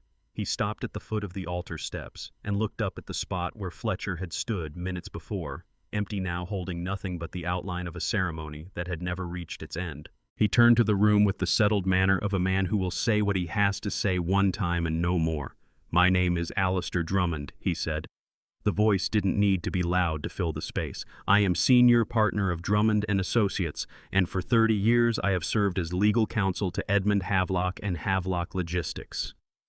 What I have here," he lifted the single page, "is the document Fletcher Havelock transmitted electronically to Cornerstone Federal Bank at 7:43 this morning, pulled from the bank's failed submission archive at my request at 8:15. He rotated the page so every seat in the room had a clear view. Both sides. The paper was completely, entirely, unambiguously white, not one mark on it. A sound passed through the congregation, not speech, not quite a gasp, but the involuntary mass exhalation of 340 people arriving at the same understanding at the same instant. Behind me, still held near the side corridor entrance by Agent Colburn's second team, Fletcher produced a sound that launched itself as a word and never arrived as one. His cuffed wrists rose in front of him, instinctive, useless, and when his voice finally assembled itself into something coherent, it was raw, fracturing, emptied of the easy confidence I had spent 38 years listening to. "That is not possible." He was fixed on that page, eyes bloodshot and stretched, his breathing labored. I watched him sign it, I saw him take up the pen, and I saw him put his name on both pages. I was right there. I was standing right. He went quiet. His jaw moved without producing anything. A change moved through his face, that particular devastating shift that marks the moment a man's thoughts arrive at the one answer he cannot afford to accept. "The pen," he said, barely above a whisper. "What did you do to the pen?" Alistair set the page down without urgency. "The instrument your father used to execute that document contained a thermochromic compound, a substance employed in forensic document authentication by law enforcement that is activated by the heat of physical contact and turns fully transparent within hours once that contact is removed." He paused. "Your father's signature never existed. The page that reached Cornerstone Federal Bank was bare on arrival, which is the reason the authentication system returned a rejection at 7:44. The complete submission record has been secured as evidence." Fletcher's legs appeared to stop supporting him. The agent at his side moved a hand beneath his arm, not forcefully, simply with the quiet, practiced steadiness of someone who has watched men's knees give way before and intends to keep this one off the floor. Fletcher gave no sign he registered it. His gaze had traveled somewhere the room couldn't follow. It was precisely then that Camille Harding made her move. She had been standing 3 feet from the altar with Agent Colburn's colleague posted at her elbow, and throughout Alistair's entire presentation, she had been watching with the focused, calibrated attention of a woman cycling through contingency after contingency. I had tracked her peripheral movement the whole time. The small positional corrections, the barely perceptible shift in how her weight was distributed, the way something was assembling itself in her bearing that I knew from long experience meant she was getting ready. She wrenched her arm clear of the agent's grip, no violence in it, just a single, clean, practiced motion spun toward me and sent her voice to every corner of that cathedral. Edmund. The warmth she loaded into my name was something to behold. Even at this juncture, even in this room, the instrument still worked. Before anything else happens here, this room deserves to know something. She laid both palms flat across her abdomen, a gesture timed and weighted so precisely that it pulled 340 people into silence in under 2 seconds. I am carrying a child, your grandchild, the only grandchild the Havelock family has. Her voice descended into a register engineered to register as fragility. Her eyes filled, and I could not have said with any confidence whether those tears were real or constructed, and I had the distinct sense that this ambiguity was entirely intentional. Whatever Fletcher has done, whatever either of us has done, this child bears none of it. This child is your blood, Edmund, your continuation, the living proof of everything you spent your life constructing. She moved one step closer, and her voice fractured on the final word with a precision that left little doubt the fracture had been practiced. Please. The room held its breath. I studied her for a long moment, the tears tracking down her face, the palms pressed to her abdomen, the eyes executing an emotion with the technical fluency of a 30-year professional. I thought about the Met Gala 3 years ago and the research dossier she had assembled before setting foot in that room. I thought about the phone call between her and Reginald that Simone had traced back 14 months. I thought about Terrence's third document and the 2 DNA profiles printed side by side on a single page. I looked toward Simone, who had been standing near the third pew on the right. She reached into the leather folio she'd carried into the cathedral that morning and drew out a sealed envelope. She came forward and set it in my hand without ceremony, the way she handled everything. No theater, no hesitation, with full knowledge of what the act signified. I opened the envelope. I drew out the single page it contained. I looked at it once, the 2 columns of genetic markers, the probability figure at the bottom, the laboratory certification, and then I set it on the altar step in front of Camille, face up so she could read it without requiring a word from me. Her eyes dropped to the page and moved across it. The color left her face, not slowly, not in increments, but all at once, the way a light is cut at the switch, leaving behind the particular gray pallor of someone who has just met the one piece of information they were certain had been permanently buried. Her hands fell away from her abdomen. That is, she stopped, began again.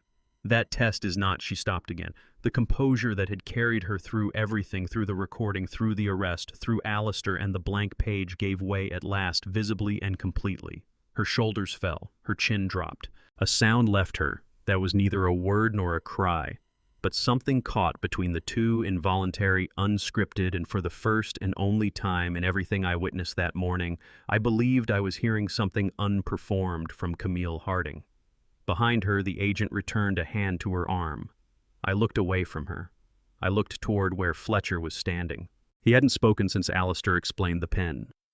He had been held there with Agent Colburn's colleague at his elbow, head down, shoulders drawn inward, the posture of a man whose body has finished the work of understanding and found the conclusion unendurable. Now he lifted his head. He looked at the page on the altar step.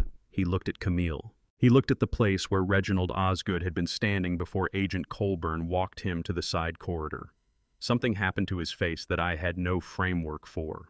Expressions moved across it too fast to name them one by one: shock, comprehension, rage, grief, humiliation, cycling through in the span of seconds the way they cycle through a man who has just grasped that the person he thought he was using had been using him for entirely different purposes, and that the person he regarded as his co-conspirator had been engineering his ruin from the start. A single tremor moved through him, violent, full-bodied, from his shoulders down through his hands. "She told me it was mine," he said. His voice was barely a sound. He wasn't addressing me or the room or anyone present. He was speaking directly into the private devastation of a man absorbing a betrayal that had been tucked inside another betrayal. She told me from the beginning that he couldn't get to the end of it. His eyes went red, his jaw locked, and then without warning, the thing that had been accumulating behind his face since the screens came to life broke through entirely, not in words, not in any coherent form, but in the raw, unfiltered sound of a man whose entire constructed world has caved in from every direction at once, and who has neither the means nor any remaining desire to hold back what that feels like.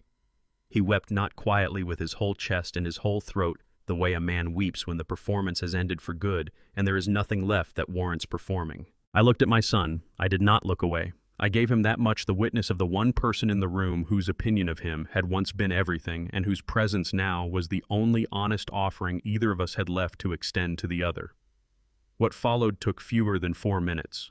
I want to be exact about that because the accounts that came afterward, and there were many across 3 newspapers, 2 online publications, and a television segment that aired on 6 consecutive evenings, made it sound like a sustained and choreographed spectacle. It was not. It was 4 minutes of a man disintegrating completely in a room full of people who had gathered to watch him begin his life, and there was nothing remotely spectacle-like about it. There was only the specific, ugly, irreversible fact of a human being arriving at the absolute outer limit of what they can hold, and discovering that the limit had already been crossed. Fletcher moved toward Camille, not with deliberateness, not with the purposeful, controlled motion that had defined everything he'd done across the prior 18 months, but with the blind, lurching force of a man whose body had taken full command from the mind that had previously been managing it. His cuffed wrists came up in front of him, and his voice struck the cathedral's vaulted ceiling and returned amplified, emptied of everything except the unfiltered raw sound of a man who has just mapped the full terrain of what was done to him. "You told me it was mine." The last word cracked straight through the center. And what came through the other side was something I hadn't heard from my son since he was 8 years old and tumbled from a tree in our Houston backyard and lay on the ground staring up at me with the wide, undefended shock of a child who has just learned that the world does not break your fall. "You looked me in the eye every single day for 18 months, and you told me it was mine. You stood in that hospital and showed me the test results, and you cried, and I held you, and you—" He couldn't finish. His chest was heaving. Tears moved freely down both sides of his face, and he made no attempt to check them either because that form of management had failed entirely, or because some remaining part of him had concluded in the wreckage of everything that there was nothing left worth containing himself for. Agent Colburn's colleague moved between them in the same instant. Fletcher lurched forward, not a dramatic intervention, simply the practiced, efficient placement of a body by someone trained for exactly this. Fletcher's shoulder struck the agent's arm, and the contact arrested his momentum, and for a moment all 3 of them were locked in that arrangement. Fletcher pressing against the agent's hold, the agent maintaining position without visible strain. Camille taking 2 quick steps backward until her back met the edge of the altar. "Get him away from me." Every calibrated quality had drained out of Camille's voice. It was high and sharp and entirely beyond her control. The voice of a woman who has spent 3 years sustaining a performance of composure and has finally exhausted the supply. "Get him away from me right now. I did not do anything that he did not ask me to do. This was his plan. This was always his stop talking." Fletcher's voice dropped abruptly from the ragged volume of a moment before to something low and measured that was somehow more unsettling. His eyes had shifted from devastated to something harder, and the transition came so fast that several people in the nearby pews physically drew back. "Stop talking and tell me the truth for the first time in 18 months. Was any of it real? Was there one single moment of any of it that was something you actually—" Fletcher. Agent Colburn had come up the aisle with the quiet authority he brought to everything. He set a hand on Fletcher's arm, firm, professional, the kind of grip that makes itself understood without requiring force. "That is enough. You need to come with me now." Fletcher looked at Agent Colburn. He looked at the agent holding his arm. He looked at Camille against the altar, her wedding dress catching the light through the stained glass above, in a way that under any other set of circumstances might have been beautiful. Her chest heaving, her carefully arranged hair coming loose on the left side where she had pressed herself against the stone. Then he looked at Reginald Osgood's empty seat in the second row. Something went out of him, not gradually, not in the staged sequence of his earlier unraveling. All at once, like a breaker tripping. His shoulders sagged.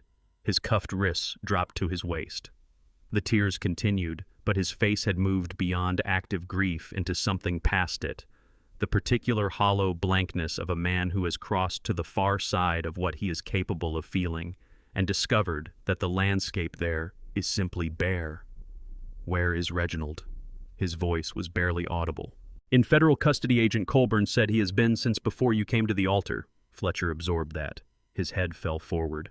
A sound left him, one short, compressed sound that was neither a word nor a cry, but something in the space between them the sound of a man receiving the final piece that completes the picture he did not want completed.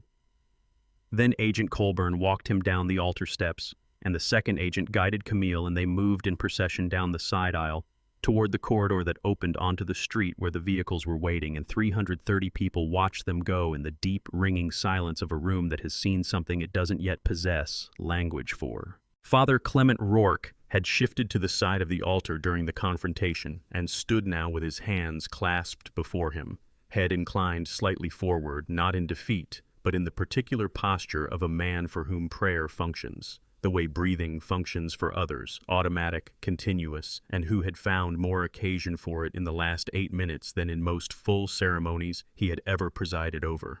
The flowers were still at their stations, white roses in tall clusters along the pews, ivory ranunculus at the altar, and the wedding programs remained in the hands of guests who hadn't yet located a reason to put them down. Nobody spoke for a long moment. Then from somewhere in the middle section a sound arose, not the measured weeping I had caught earlier, but something different, the shaky involuntary release of held shock, escaping from a body that had been containing it too long. It spread through the congregation in a wave, person by person, the room beginning to breathe again after the suspended breath of the last 4 minutes. I stood at the foot of the altar steps and looked out across all of it, the flowers, the programs, the 330 stunned and uncertain faces. I thought about 40 years of building something. The first truck depot in Houston, the federal contracts, the terminal acquisitions spread across 42 states, the board meetings and the quarterly filings, and the 10,000 unremarkable days that formed the actual substance of a working life. I had built it to hand it to someone. The someone I had chosen had attempted to seize it by force and had not succeeded. What remained was the question of what you do with something constructed for a purpose that no longer exists in the shape you had envisioned. I didn't have the answer to that yet, but standing at the foot of those altar steps with Lenora's cufflinks at my wrists and her photograph in my breast pocket, I understood that not having the answer yet was not the same as there being no answer to find. I looked out from the altar, and at the rear of the nave, posted against the left pillar, camera, lowered press lanyard around her neck, eyes fixed directly on mine. Across the full length of the cathedral stood a young woman with a jawline I knew, and a way of carrying her shoulders that I knew, and a composure under pressure that I knew because I had watched it in my own mirror every morning for 68 years. She was not shooting photographs. She was simply looking at me, and something shifted in my chest that had nothing to do with grief or fury or the cold structural weight of everything the last 24 hours had demanded of me. Something without a name I had ever assigned it because I hadn't known until that moment it was there to be named. I stepped down from the altar. I have entered thousands of rooms across 68 years, boardrooms and courtrooms and hospital waiting rooms, and the particular kind of room that materializes at 2 a.m. when the news is bad, and the people delivering it are searching for language that will soften it. I have walked into all of them the same way, shoulders squared, expression set, carrying the full, practiced composure of a man who has long since decided that whatever the room holds, he is equal to it. Walking the length of that center aisle toward the back of St. Patrick's Cathedral on the morning of October 12th, I was not certain for the first time in a very long time that I was equal to what waited at the end. The congregation was thinning. People were gathering programs and coats and spouses and making their way to the exits with the quiet, measured care of those who have witnessed something consequential and haven't yet determined what social register the departure calls for. Several paused as I passed a hand on my arm, a murmured word, a look that conveyed something between respect and the specific, helpless sympathy of people who want to offer something and cannot settle on a form. I acknowledged each with a nod and kept walking. Alistair fell into step beside me at the 4th pew. He had been positioned along the side aisle since Fletcher was escorted out, and he came alongside me now with the quiet, deliberate presence of a man who has concluded that what this moment requires from him is proximity rather than conversation. "The woman at the back pillar," I said without looking at him. "I know," Alistair said. "How long have you known?" He was silent for exactly 3 steps. I had suspicions. From the moment Simone mentioned the envelope she sent to the Manhattan Ledger, I looked at the name on the press credential. Another step.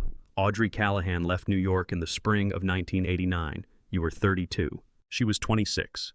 She told you she was moving to Charleston for a position at the Post and Courier. He paused. She did not tell you she was pregnant. I do not believe she knew herself when she left. 34 years. I had been carrying the specific unexamined weight of an unfinished chapter for 34 years without registering it as weight, because I had not known there was anything left unfinished.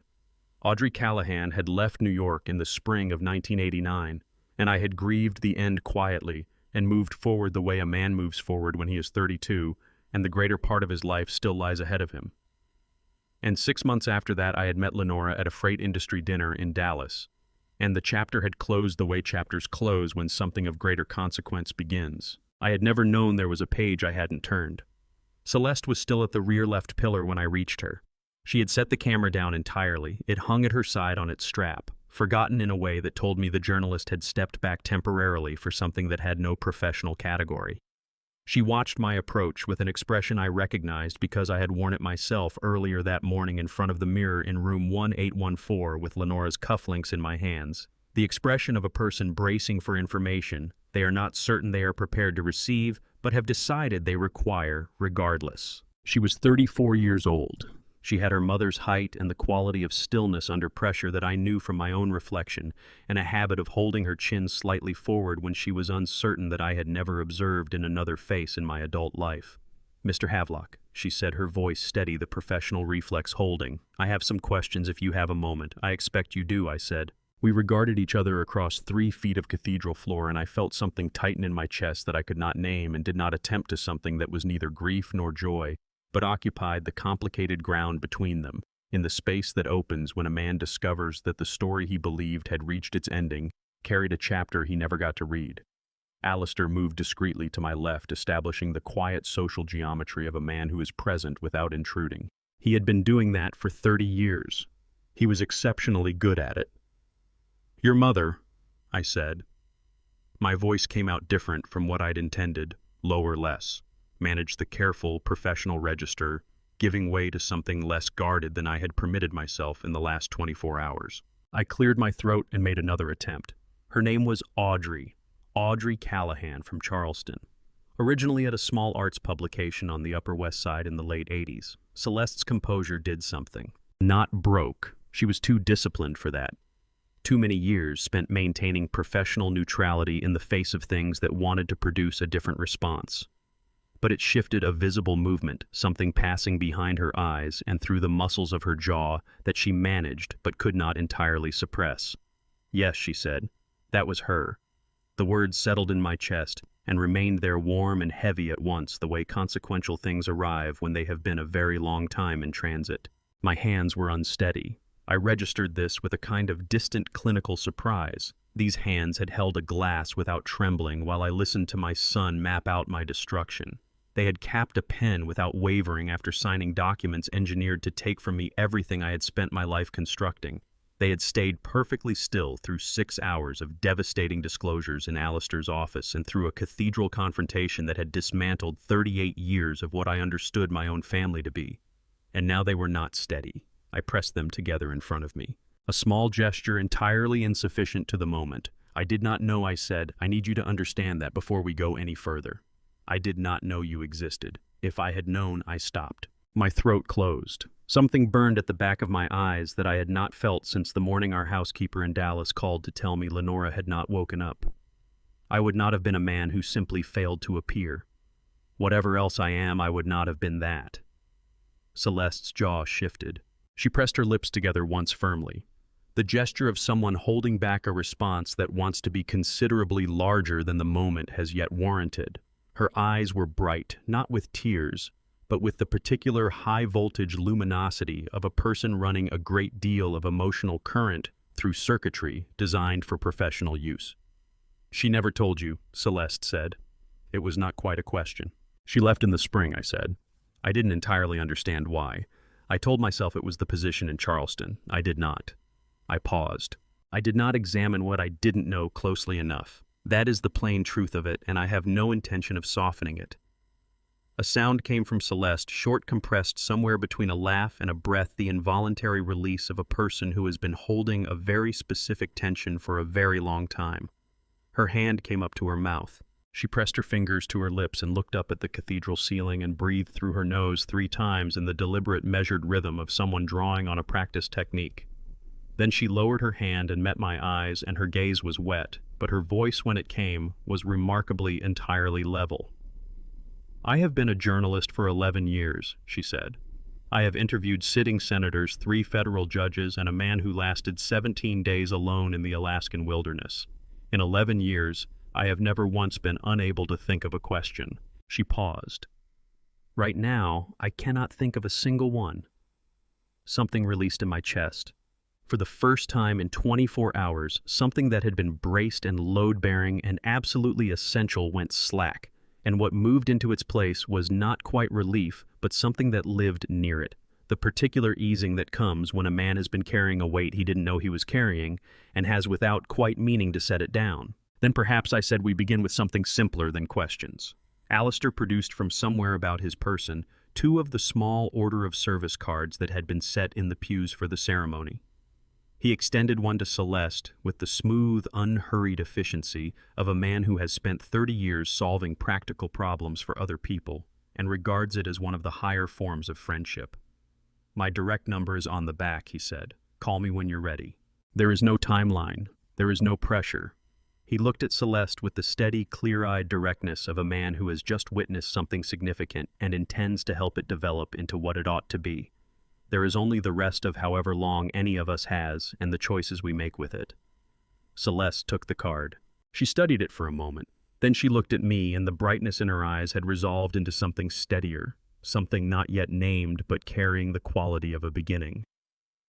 "I would like to hear about her," she said. "What she was like when you knew her." My throat tightened again. This time I let it. "She was remarkable," I said. "I will tell you everything I can recall. It is less than it ought to be, and I am sorry for that, but it is yours if you want it." Celeste nodded once. The nod of a woman who has made a decision. Outside, through the cathedral's bronze doors, came the sound of New York moving into its Saturday traffic voices, the ambient hum of a city processing its vast and ordinary business in the October morning light, indifferent, as always, to the particular human events unfolding within its borders. "Shall we go outside?" I said.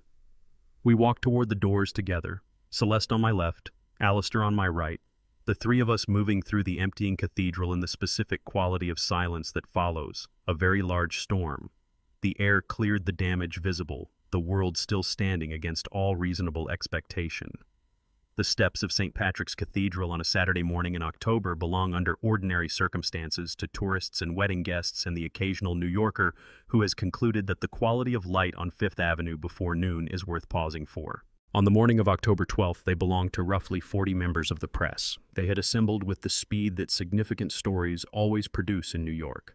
Some had been there since the ceremony started, tipped by sources I would later learn included 2 wedding guests who had slipped out during the confrontation. Others had arrived in the 20 minutes since drawn by the first fragmentary reports spreading across social media and newswire services, with the characteristic momentum of something that cannot be stopped once it is moving. Celeste stepped out onto the top step beside me and was instantly and instinctively a journalist again. Her press lanyard straightened, her camera came up, her eyes moved across the assembled media with the practiced inventory of someone cataloging the competition. Then something seemed to occur to her, and she lowered the camera and simply stood beside me instead. I noticed that. I said nothing about it, but I noticed it. Alistair took his position to my right. Simone appeared from somewhere to my left. She had gone out through the side door and come around the building with the quiet efficiency of a woman who plans the secondary position as carefully as the primary one. She stood at my shoulder and said nothing, which was precisely right. The questions came immediately, overlapping, urgent, the particular din of a press gathering that has been waiting for its subject to emerge and has decided that the first person to frame the right question will own the story. I raised one hand, not in the manner of someone asking for quiet, but in the manner of someone indicating that quiet is the outcome, and that the only open variable is how long the room requires to recognize it. "I will make a brief statement," I said. "I will take 3 questions. After that, my attorney will provide formal contact details for any follow-up inquiries." I looked down at Fifth Avenue, the Saturday traffic, finding its rhythm, the tree line of Central Park visible 3 blocks south. The October light, doing what October light does in New York when the conditions align, turning everything it touches, briefly, extravagantly, golden. 40 years ago, I said I founded Havelock Logistics with a single truck depot in Houston, Texas. and the belief that if you built something honestly and ran it with integrity, it would outlast every effort to compromise it. I paused. This morning has tested that belief in ways I could not have foreseen. What occurred inside that cathedral is now a matter for the federal legal system to address, and I will not speak to the specific charges or the individuals involved while that process is underway. A hand went up at once. I nodded toward a woman near the front of the group whose press credential identified her as belonging to the Wall Street Journal. Mr. Havelock, what becomes of Havelock Logistics?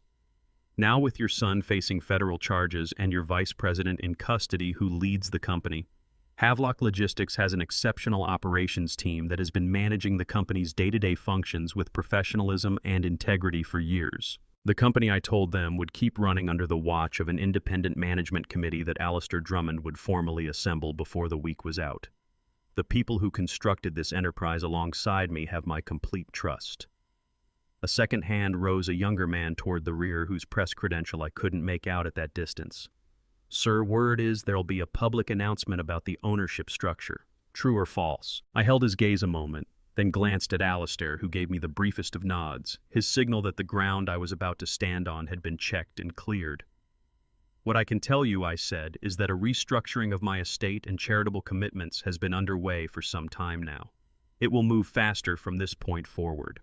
A meaningful share of my personal holdings along with a substantial equity stake in Havelock Logistics will flow into a charitable trust built around elder care services for senior Americans who are isolated, underserved, and largely invisible to the rest of us. I let that settle. There is a Brooklyn organization, Cedar Brook House, that has been carrying out this mission quietly and with genuine distinction for 15 years. Almost no one outside a small circle knows it exists. That is about to shift. A low sound moved through the press corps. Near the back, a reporter was already saying the words Cedar Brook House into a phone voice dropped, and quick, the reporter's reflex, the real-time relay to an editor holding the line. Final question, I said. On the left edge of the group, a woman's hand came up. Mid-50s perhaps, with the settled gravity of a senior correspondent who has witnessed enough consequential events to have learned precisely which question reaches the truth the room most needs to hear. Mr. Havelock, she said, given everything, the betrayal, the fraud, the full personal toll of what you uncovered, what do you regret? The question dropped into the silence the assembled journalists held with professional steadiness. I thought about Lenore's cufflinks against my wrists.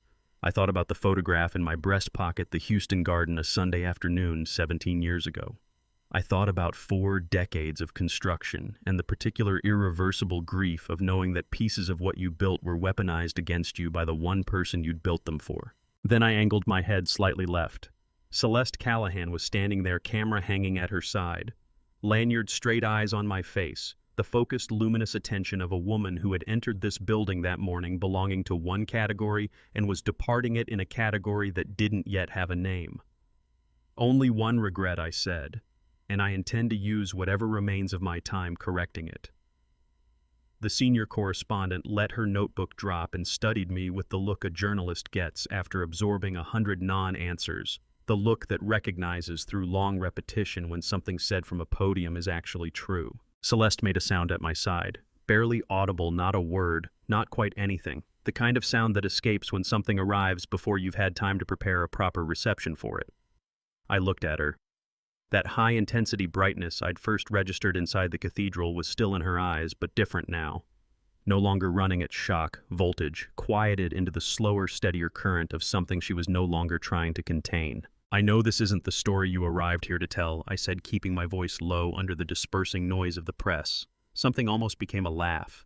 It compressed itself instead into a short, involuntary sound, the kind that surfaces when a thing is at once completely absurd and deeply serious and neither response feels sufficient. No, she said, it is very significantly not the story I came here to cover. Is it a better one? She was quiet for a moment, looking out at Fifth Avenue, the light catching the upper floors of the buildings, the park trees pulling toward gold at their edges, the city engaged in its endless, indifferent forward motion. It is the most important one I have ever had, she said. I just do not know yet how to write it. You have time, I said. Simone touched my elbow. The cars are ready. Alistair was already in motion, phone to his ear briefcase tucked under his arm.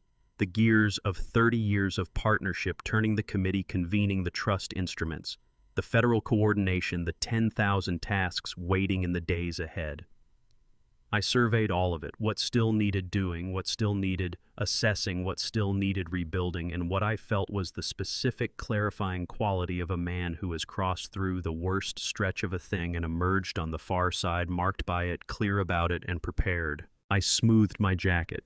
2 fingers went briefly to the photograph in my breast pocket. Then I descended the steps of St. Patrick's Cathedral to the car, Alistair on one side and Simone on the other, Celeste Callahan 1 pace behind. The October morning lay ahead of us with the feel of something long overdue beginning at last.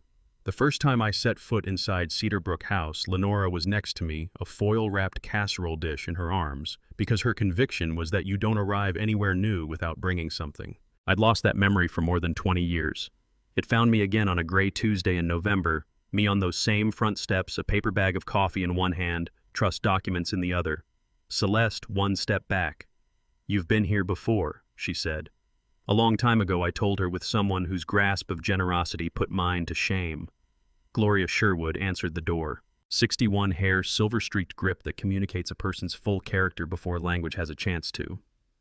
She had steered Cedarbrook House through 15 years on a budget that never quite felt certain until now. The way she looked at me was the way people look at someone they'd half doubted was real. "Mr. Havelock," she said, "we always figured you'd walk through that door one day. I said I should have done it sooner, and I was sorry for the delay."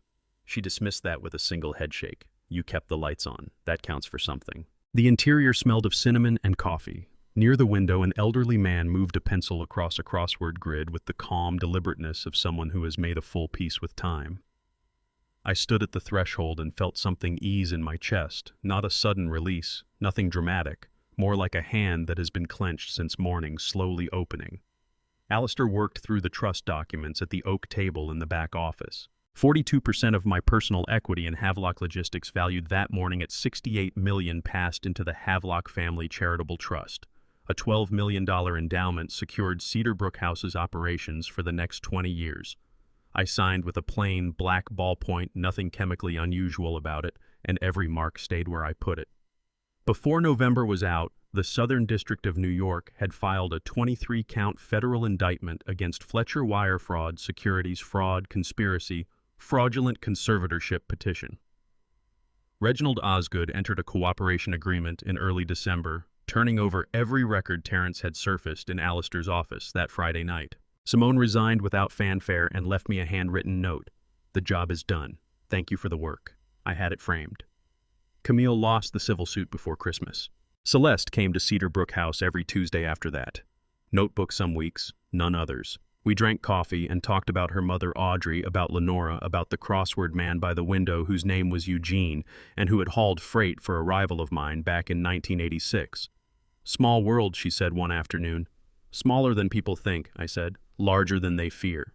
She looked at me through her mother's eyes. I had learned by then to let myself see that, and what I saw was the quiet, settled warmth of a woman who has found something without having known she was looking. For 40 years, I'd operated under the belief that legacy was the residue a man leaves when he is no longer present to tend it. Watching Eugene lower his pencil to fill in another answer, I came to understand I'd been using the wrong measure altogether.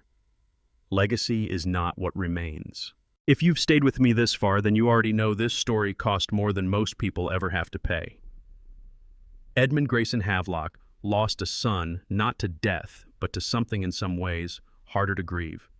The slow discovery that the person you raised and loved had looked you in the eye and chosen against you deliberately for a very long time. I believe God doesn't always shield us from that kind of pain.